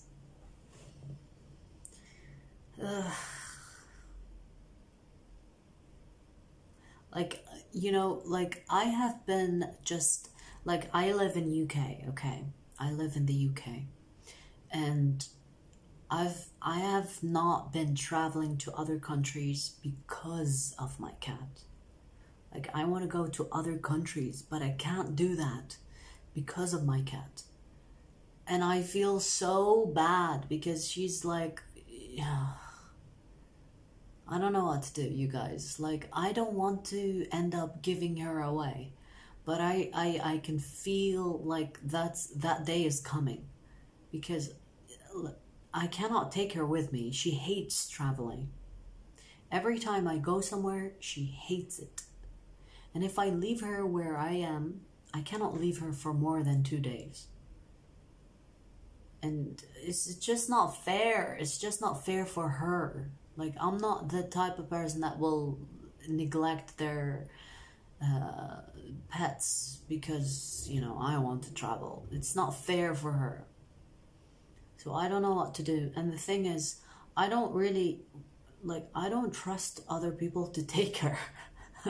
I don't trust other people to take her. I don't want to give her away. I don't. She is part of my soul. At this point, she has my energy. If I give her to someone and they fucking abuse her, I'm gonna go become like I'm gonna go kill them or something. Let's not think about that, because it'll bring me down.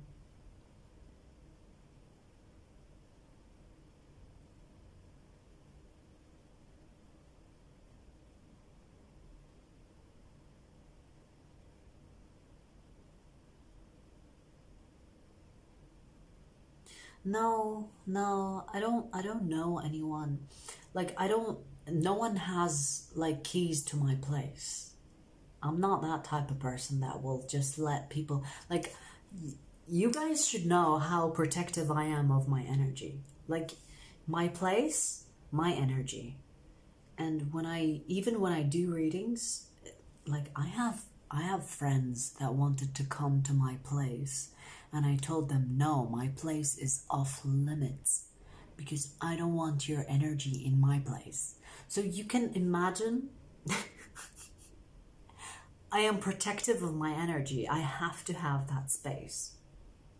But I cannot like give someone my keys and they can, you know, go in and out of my place whenever they like it. Like, you know what I don't know if you guys get it, but it's energy thing. It's an energy thing. I cannot have someone else in my place, in my home. Ugh, such a dilemma. Such a dilemma. There's a part of me that actually regrets getting my cat. But I love her. I love her to bits. I love her to bits. So I don't know. Let's talk about something else because I'm gonna cry. I'm gonna cry. I'm not emotional about anything else, but when it comes to my cat, she has my heart. I'm gonna fucking cry. I don't wanna cry. I don't wanna cry. Ugh.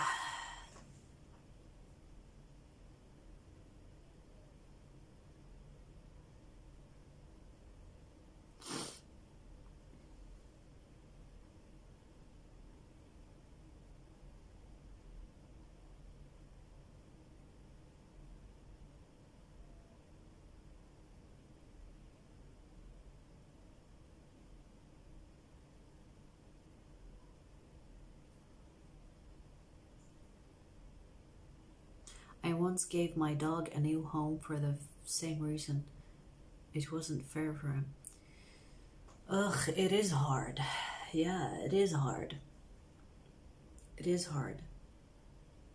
See, if I didn't care about my cat, I would just leave her there and just fucking go traveling. I don't even, like, there is like cat hotels. I looked it up, you guys. I looked at every fucking option. There are cats hotels where you take your cat to a hotel and they take care of the cat while you go traveling. But I have read 1 or 2 bad reviews about each place and I refuse. Like, they were talking about you know, their pet like seeming thinner, they were not happy, and I'm like, I'm not taking my cat there. It's not even about money. I will fucking pay the money, but I'm not taking my cat to a place where they will starve her or they will mistreat her. I'm not. No, I can't. I can't. So it's either like a loving home or I'm fucking stuck and I can't travel. I don't know. I don't know. I don't know. I don't know. Let's just not talk. Yeah, don't do it. Yeah, I've heard so many, like, I've heard so many scary stories. I don't want to do that to my cat. I don't.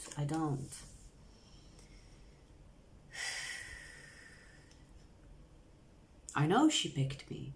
I know. Like, when I got my cat, I felt an instant connection. I felt an instant connection. I didn't choose my cat. My cat chose me. So this is why it's so fucking hard. I don't know what to do. I don't know what to do. I actually don't. Like, I have been wanting to travel for so long now. It's been over a year now. But I don't know. Like, I even considered to get my cat a passport, which you can through a vet. But my cat doesn't even want to travel with me in the country I am already in. Imagine putting my cat on a plane. She will scream her head off throughout the whole flight. I would be surprised if they don't kick us out. So I don't know what to do. Like, I even considered to just let her go, but I don't think she can survive for that long on her own. Because I think she will do really well on her own. Like, she's savvy. She can take care of herself. But I don't think that's fair because, you know, it's like cold winters in UK. I don't want to put her through that. So, fuck.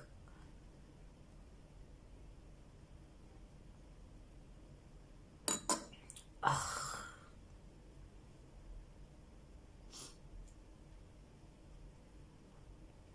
What character is she? She's very, like, she doesn't like to travel. She's a Cancerian.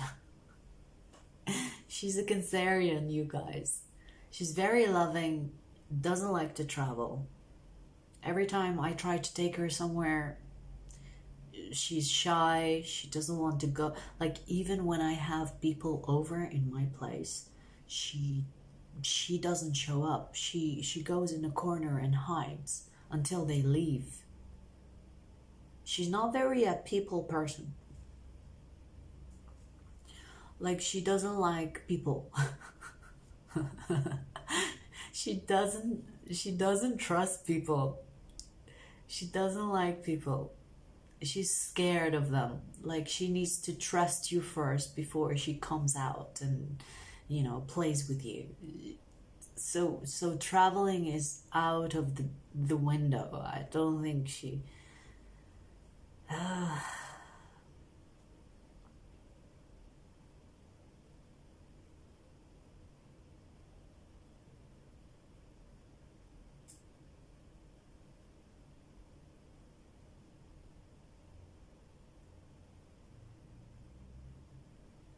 Yeah, I'm getting emotional because all we're fucking talking about is my cat.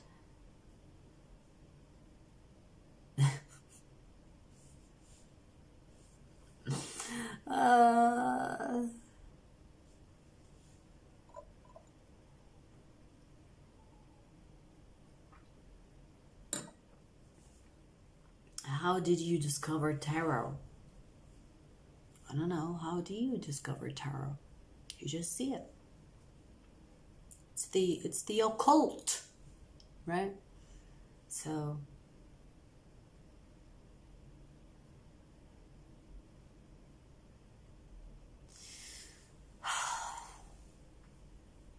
yeah, I think if I want to like start traveling again, I will have to give my cat to a loving home, but it's going to be really hard. Because I have not been traveling, you guys. Like, the last time I traveled to another country is 2017. 2017. That's ages ago. I have not traveled to another country since then. So right now I'm itching. I'm itching to travel. Tarot discovers her. Yeah, something like that. Something like that. That's so true. That's so true. I did not plan to do tarot, you guys. Like, you know, tarot found me. It's true. It's very true.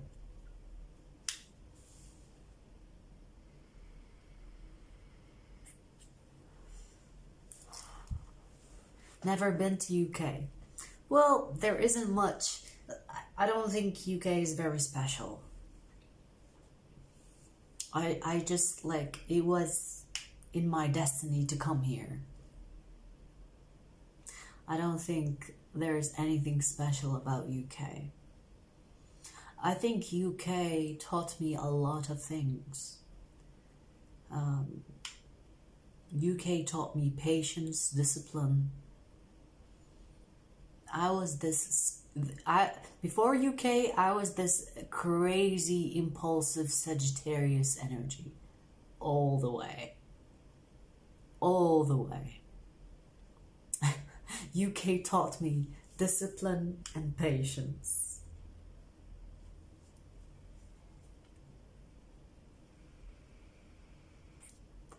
I really want to go to Spain. I want to live in Spain at least 3 months. That's I think 3 months is the limit of a tourist. Yeah, I think tourist. Yeah, the limit of a tourist stay without a visa in Spain. So I want to go to Spain and live there for 3 months. I want to do that, but I cannot do that with my cat. And I have been wanting to do that over a year now. Like, I've been wanting to do that for so long now. I want to go to Spain. Spain. Spain. Spain. Spain. I'm even, like, I can speak Spanish. Like, I understand Spanish right now because I'm learning Spanish. I know how to speak, like, obviously English. I know how to speak Arabic. And I know how to speak Dutch. Spanish, I'm learning Spanish right now, so this is my 4th language. Yeah, I really want to go to Spain.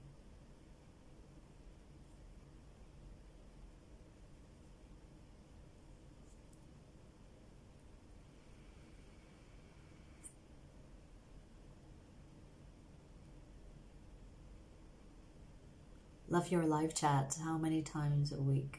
I do it every couple of weeks. So last time we did the live chat 3 weeks ago, I think. And I promised to do it again. So this is one of them. We'll do it like maybe, in a couple of weeks again.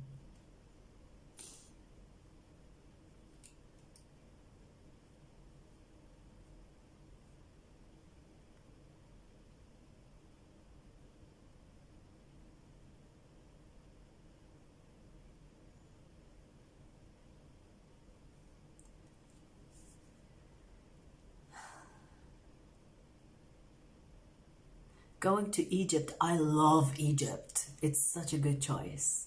I've been to Egypt twice or 3 times maybe. It's really good fun. Oh my God. I love Egypt. I don't know what about Egypt, but it's the energy. They have, if you love nightlife, Egypt, oh my God. The weather is so good. Like, if you like hot weather, I love hot weather. I love to, go out in these and be fine and not feel cold. Egypt is perfect for that. Beach life, pyramids, a lot of friendly people. If you know how to not to get scammed, Egypt is the place. I have friends in Egypt as well, so it helps.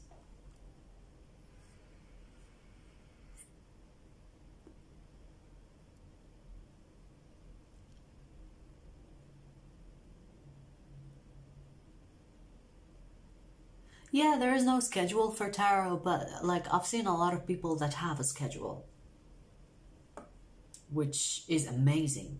Like, for me, I never understood how people can schedule their energy, because sometimes I cannot do readings. I can't, because my energy is depleted, or my energy is not quite strong for me to do readings. So you will notice on my channel that it's like that there is no schedule.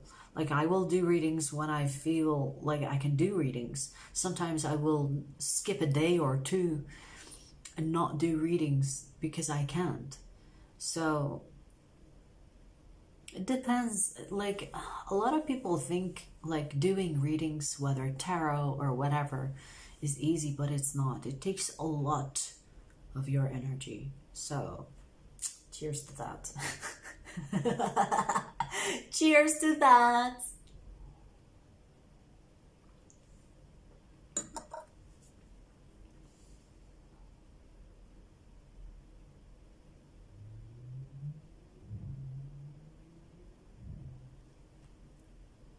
Been there 1987. Damn.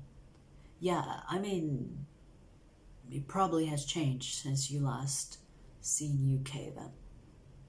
Where did you go, Hannah? Did you go to London?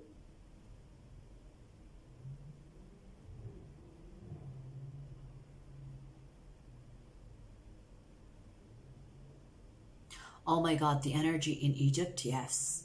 If you go to the pyramids, you can feel the energy of the ancient energy. I can't explain it, but it's there. It's still very, like, there. I have 20%, you guys, so I'm just gonna wait for the phone to die and then I'm gonna go. That wicked laugh. Yeah, I have a wicked laugh when I want it to be.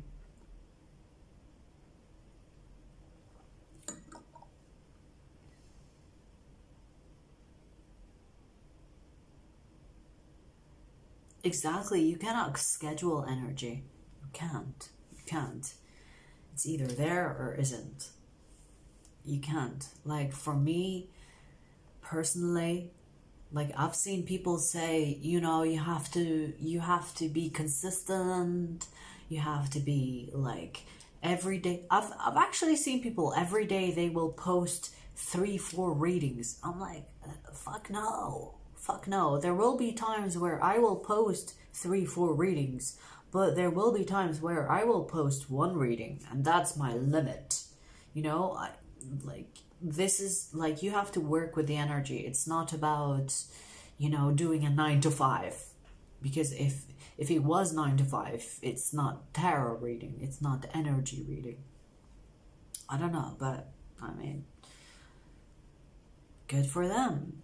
Good for them. If they can make it, or if they can do it, good. But, you know, I've seen people where they push themselves to the limit and they break. You know, they break. I've seen people where they every day they post 3-4 readings and then they stop doing tarot altogether because they reach a burnout. So, like, you have to take care of yourself. This tarot readings, energy readings is quite serious. It's not easy like people think. It's not. Like, it takes a lot from you. It takes a lot from you. So you have to be careful. You have to take care of yourself.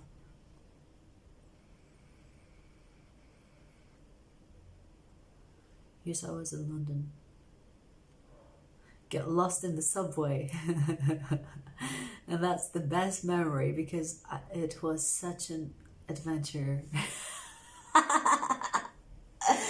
The subway is the easiest part of UK. You get used to it, I think. You get used to it.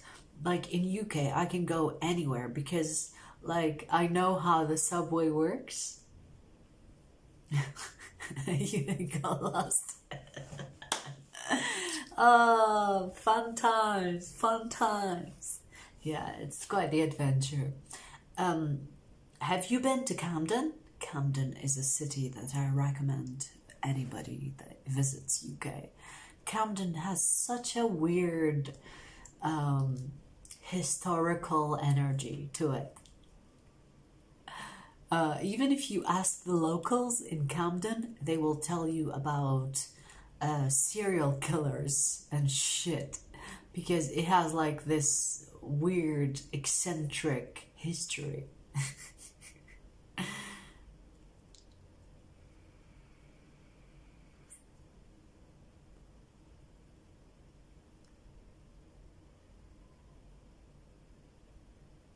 Oh yeah, I can imagine working with autistic people can be draining. I can imagine. Yes. Yeah. Yeah, 100%. Whenever you are giving from your energy, you have to be careful because it drains you. So whenever you're giving constantly, and this is what tarot, energy readings, whatever, even working with people you care for, autistic or elderly, whenever you're giving, you're consuming your energy. And so you have to be careful that you don't end up having nothing in your cup. Cheers. You have to be careful. You have to be careful.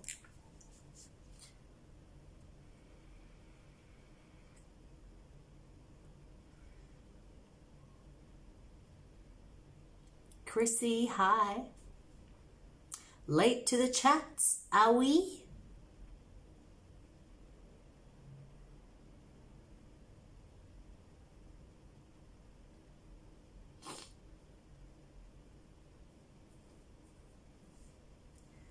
Yeah, let me see how much I've got left on this phone.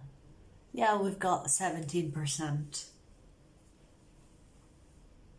Probably last me another 10 minutes, maybe 15, maybe 20, maybe half an hour. We'll see.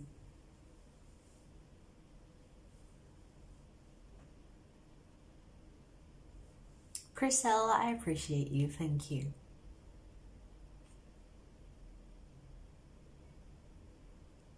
This is a serious point, can be the same for who you sleep with, energy vampires. Yeah, 100%. Yeah. I mean, energy is give and take, right? So you have to be careful where it goes. You have to be not careful, but you have to be aware. Okay, so for example, if you have 100% of energy and you give 80%, you make sure that the 20% is there, because if you give 100% of your energy, you're left with nothing. And this is when people face like this is when people go through a breakdown, or they feel so drained that they have to recover for a week. So don't leave the energy to zero. Make sure you know how much you're giving and how much your energy is being drained, because if you're left with nothing, you will have to work twice as hard to recover. So don't let yourself be drained totally. Okay, make sure you know how much you're giving, and make sure you take care of yourself, especially if you are a light worker, if you do a job where it requires from you to take care of others, where you give. Make sure you know your limit. And your limit shouldn't be zero. Your limit should be at least 20-30% where you have energy left, where you go home, recover, do something you love doing so that you revive it. Okay? Because you cannot give from an empty cup. We all know that. Cheers to that. You can never give from an empty cup. Never.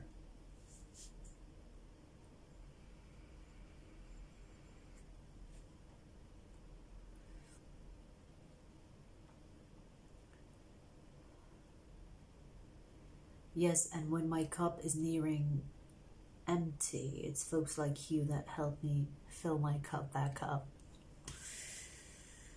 My pleasure, because I'm giving you my energy. You're welcome.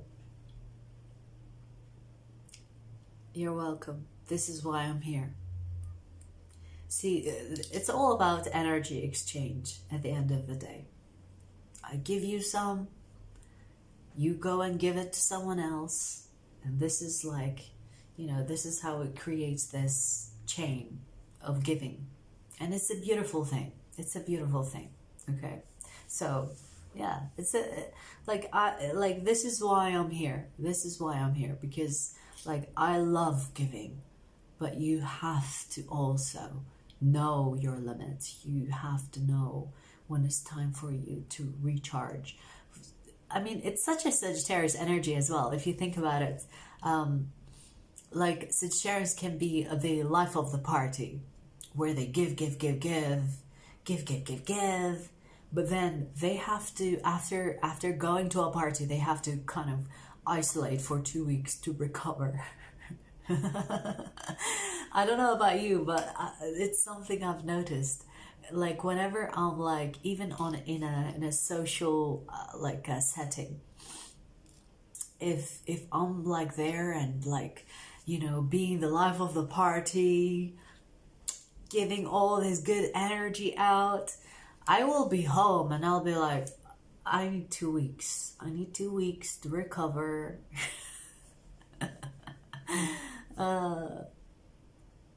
I also find being in nature or near the sea helps. Oh, 100%. 100%. Nature is so abundant. Like, this is how I recharge. I recharge my energy with sleeping, nature, and doing something I love doing. So basically, this is where you take energy. So it's okay to give energy, but it's also okay to take energy. And nature is abundant. Nature will not judge you for taking. So hugging a tree, being near water, grounding, where you just put your feet on the ground and feel this energy just being given to you. Yeah, it all works. It all works wonders.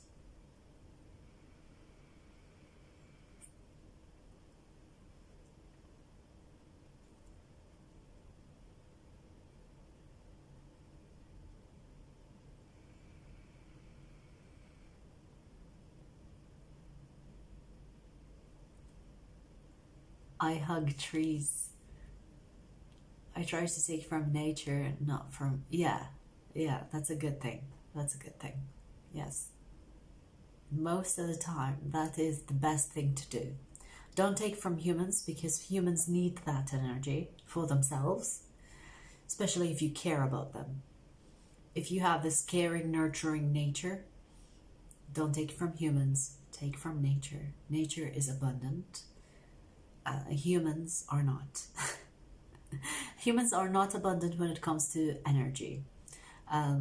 What I mean by that, most of the time humans will take from your energy, but nature will give, because it's abundant. Hugging trees, being near water, being in the sea or swimming, doing things you love. For me personally, it's painting. It's doing something that, you know, that hermit mode, but it's nurturing. Yes, 100%.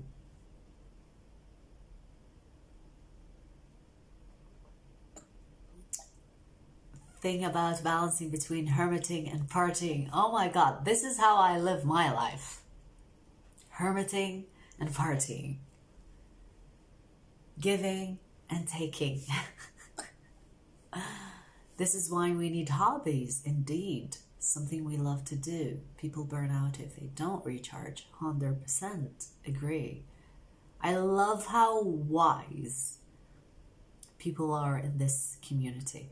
I love it. I love it. This is why I love being here, because it's not just giving, because people here are also giving back. I love it. I love it. I send you some. See? I love it. I love it. This is it. This is it, you guys. You know what's up. You know what's up. I love it. I love it.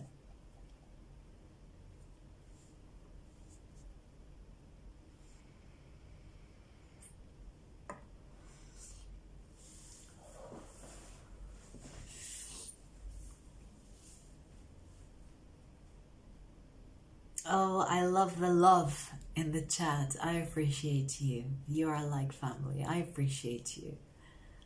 Like, you know, the best thing I love about having this YouTube channel is the community that we have here. It feels like a soul tribe. It definitely feels like that. The universe is bringing me the type of people that I am vibrating on. You see what I mean? So even when I'm helping you, you never fail to give the same energy back. So I love that. I love that. Back at you. See, I love it. Oh, too much love here. I love it. It's also why low vibrational people destroy nature and harm animals. Yeah. Yeah. Let's, like, you know, whatever you focus on, because you would be surprised, but nature is actually, like, nature doesn't care about those people. Nature is abundant. Nature is dominant. Just remember that. No matter how much you take from nature, nature is abundant. It doesn't matter how much people take from nature. Nature still comes on top. So don't worry about nature being abused, because nature is abundant. Nature is abundant. Is abundant. Always remember that. Whenever someone tells you that, oh, we're using too much nature, oh, we're using too much this, or we're using too much of the air, the earth, just remember that it's fear-mongering, because nature is abundant. The moment you leave, if you notice, if there is an abandoned place, nature takes over. Nature takes over buildings. Nature takes over whatever humans do to nature. Nature always comes on top. So don't worry about nature being abused. It comes on top every time. Every time. Nature is abundant. It doesn't need humans. Humans need nature. That's it. That's it. Nature is dominant. Nature is not fragile as people think. We don't need to protect nature. Nature does that on its own.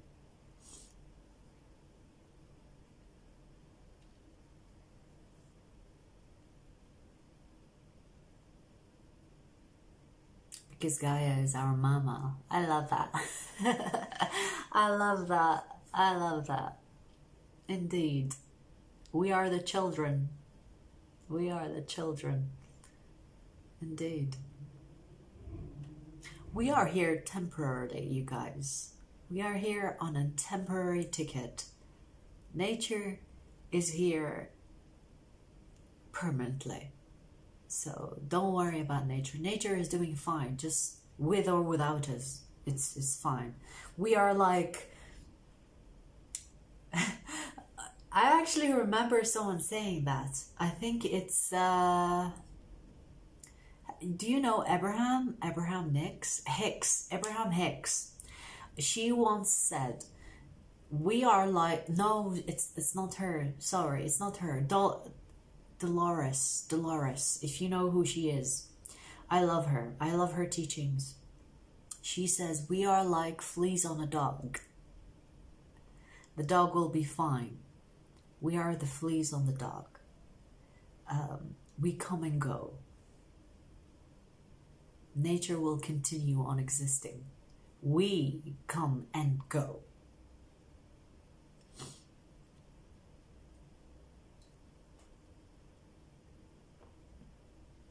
Exactly. Nature existed before humanity, and it will exist after humanity as well. Dolores Moore, yes, I think that's the one. I love her teachings. I resonate with her energy a lot.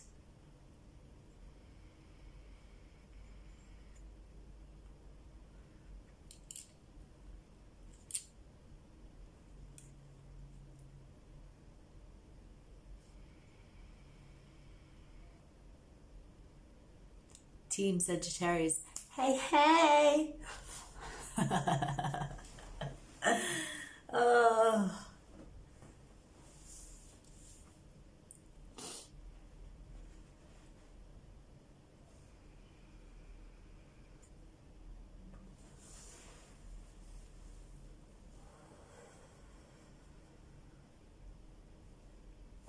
Yeah, let me check.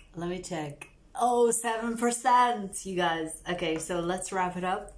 It's been a pleasure. I've enjoyed, like, wait, let me finish.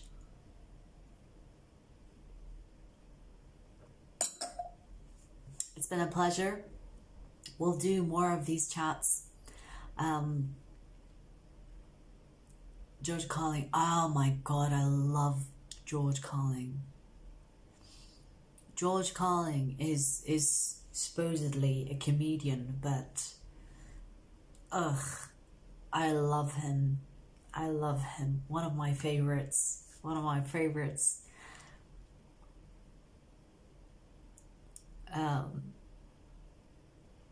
Anyways, you guys, we'll wrap it up. We'll wrap it up. I have a Capricorn reading already uploaded, so I'm just gonna check and title it, and you will have a Capricorn reading. If you have Capricorn placement, that will be uploaded either tonight while I'm in bed or tomorrow. But we'll keep it coming. We'll keep the readings coming. Not while drunk, because I don't do, that's not how I do work. Okay, so thank you for being here. Thank you for joining, and we'll do more of these chats. So I've enjoyed this. All right, so have a good night, good morning, wherever you are. I'll see you soon. Okay, much love to you and your loved ones. I'll see you soon. Take care for now.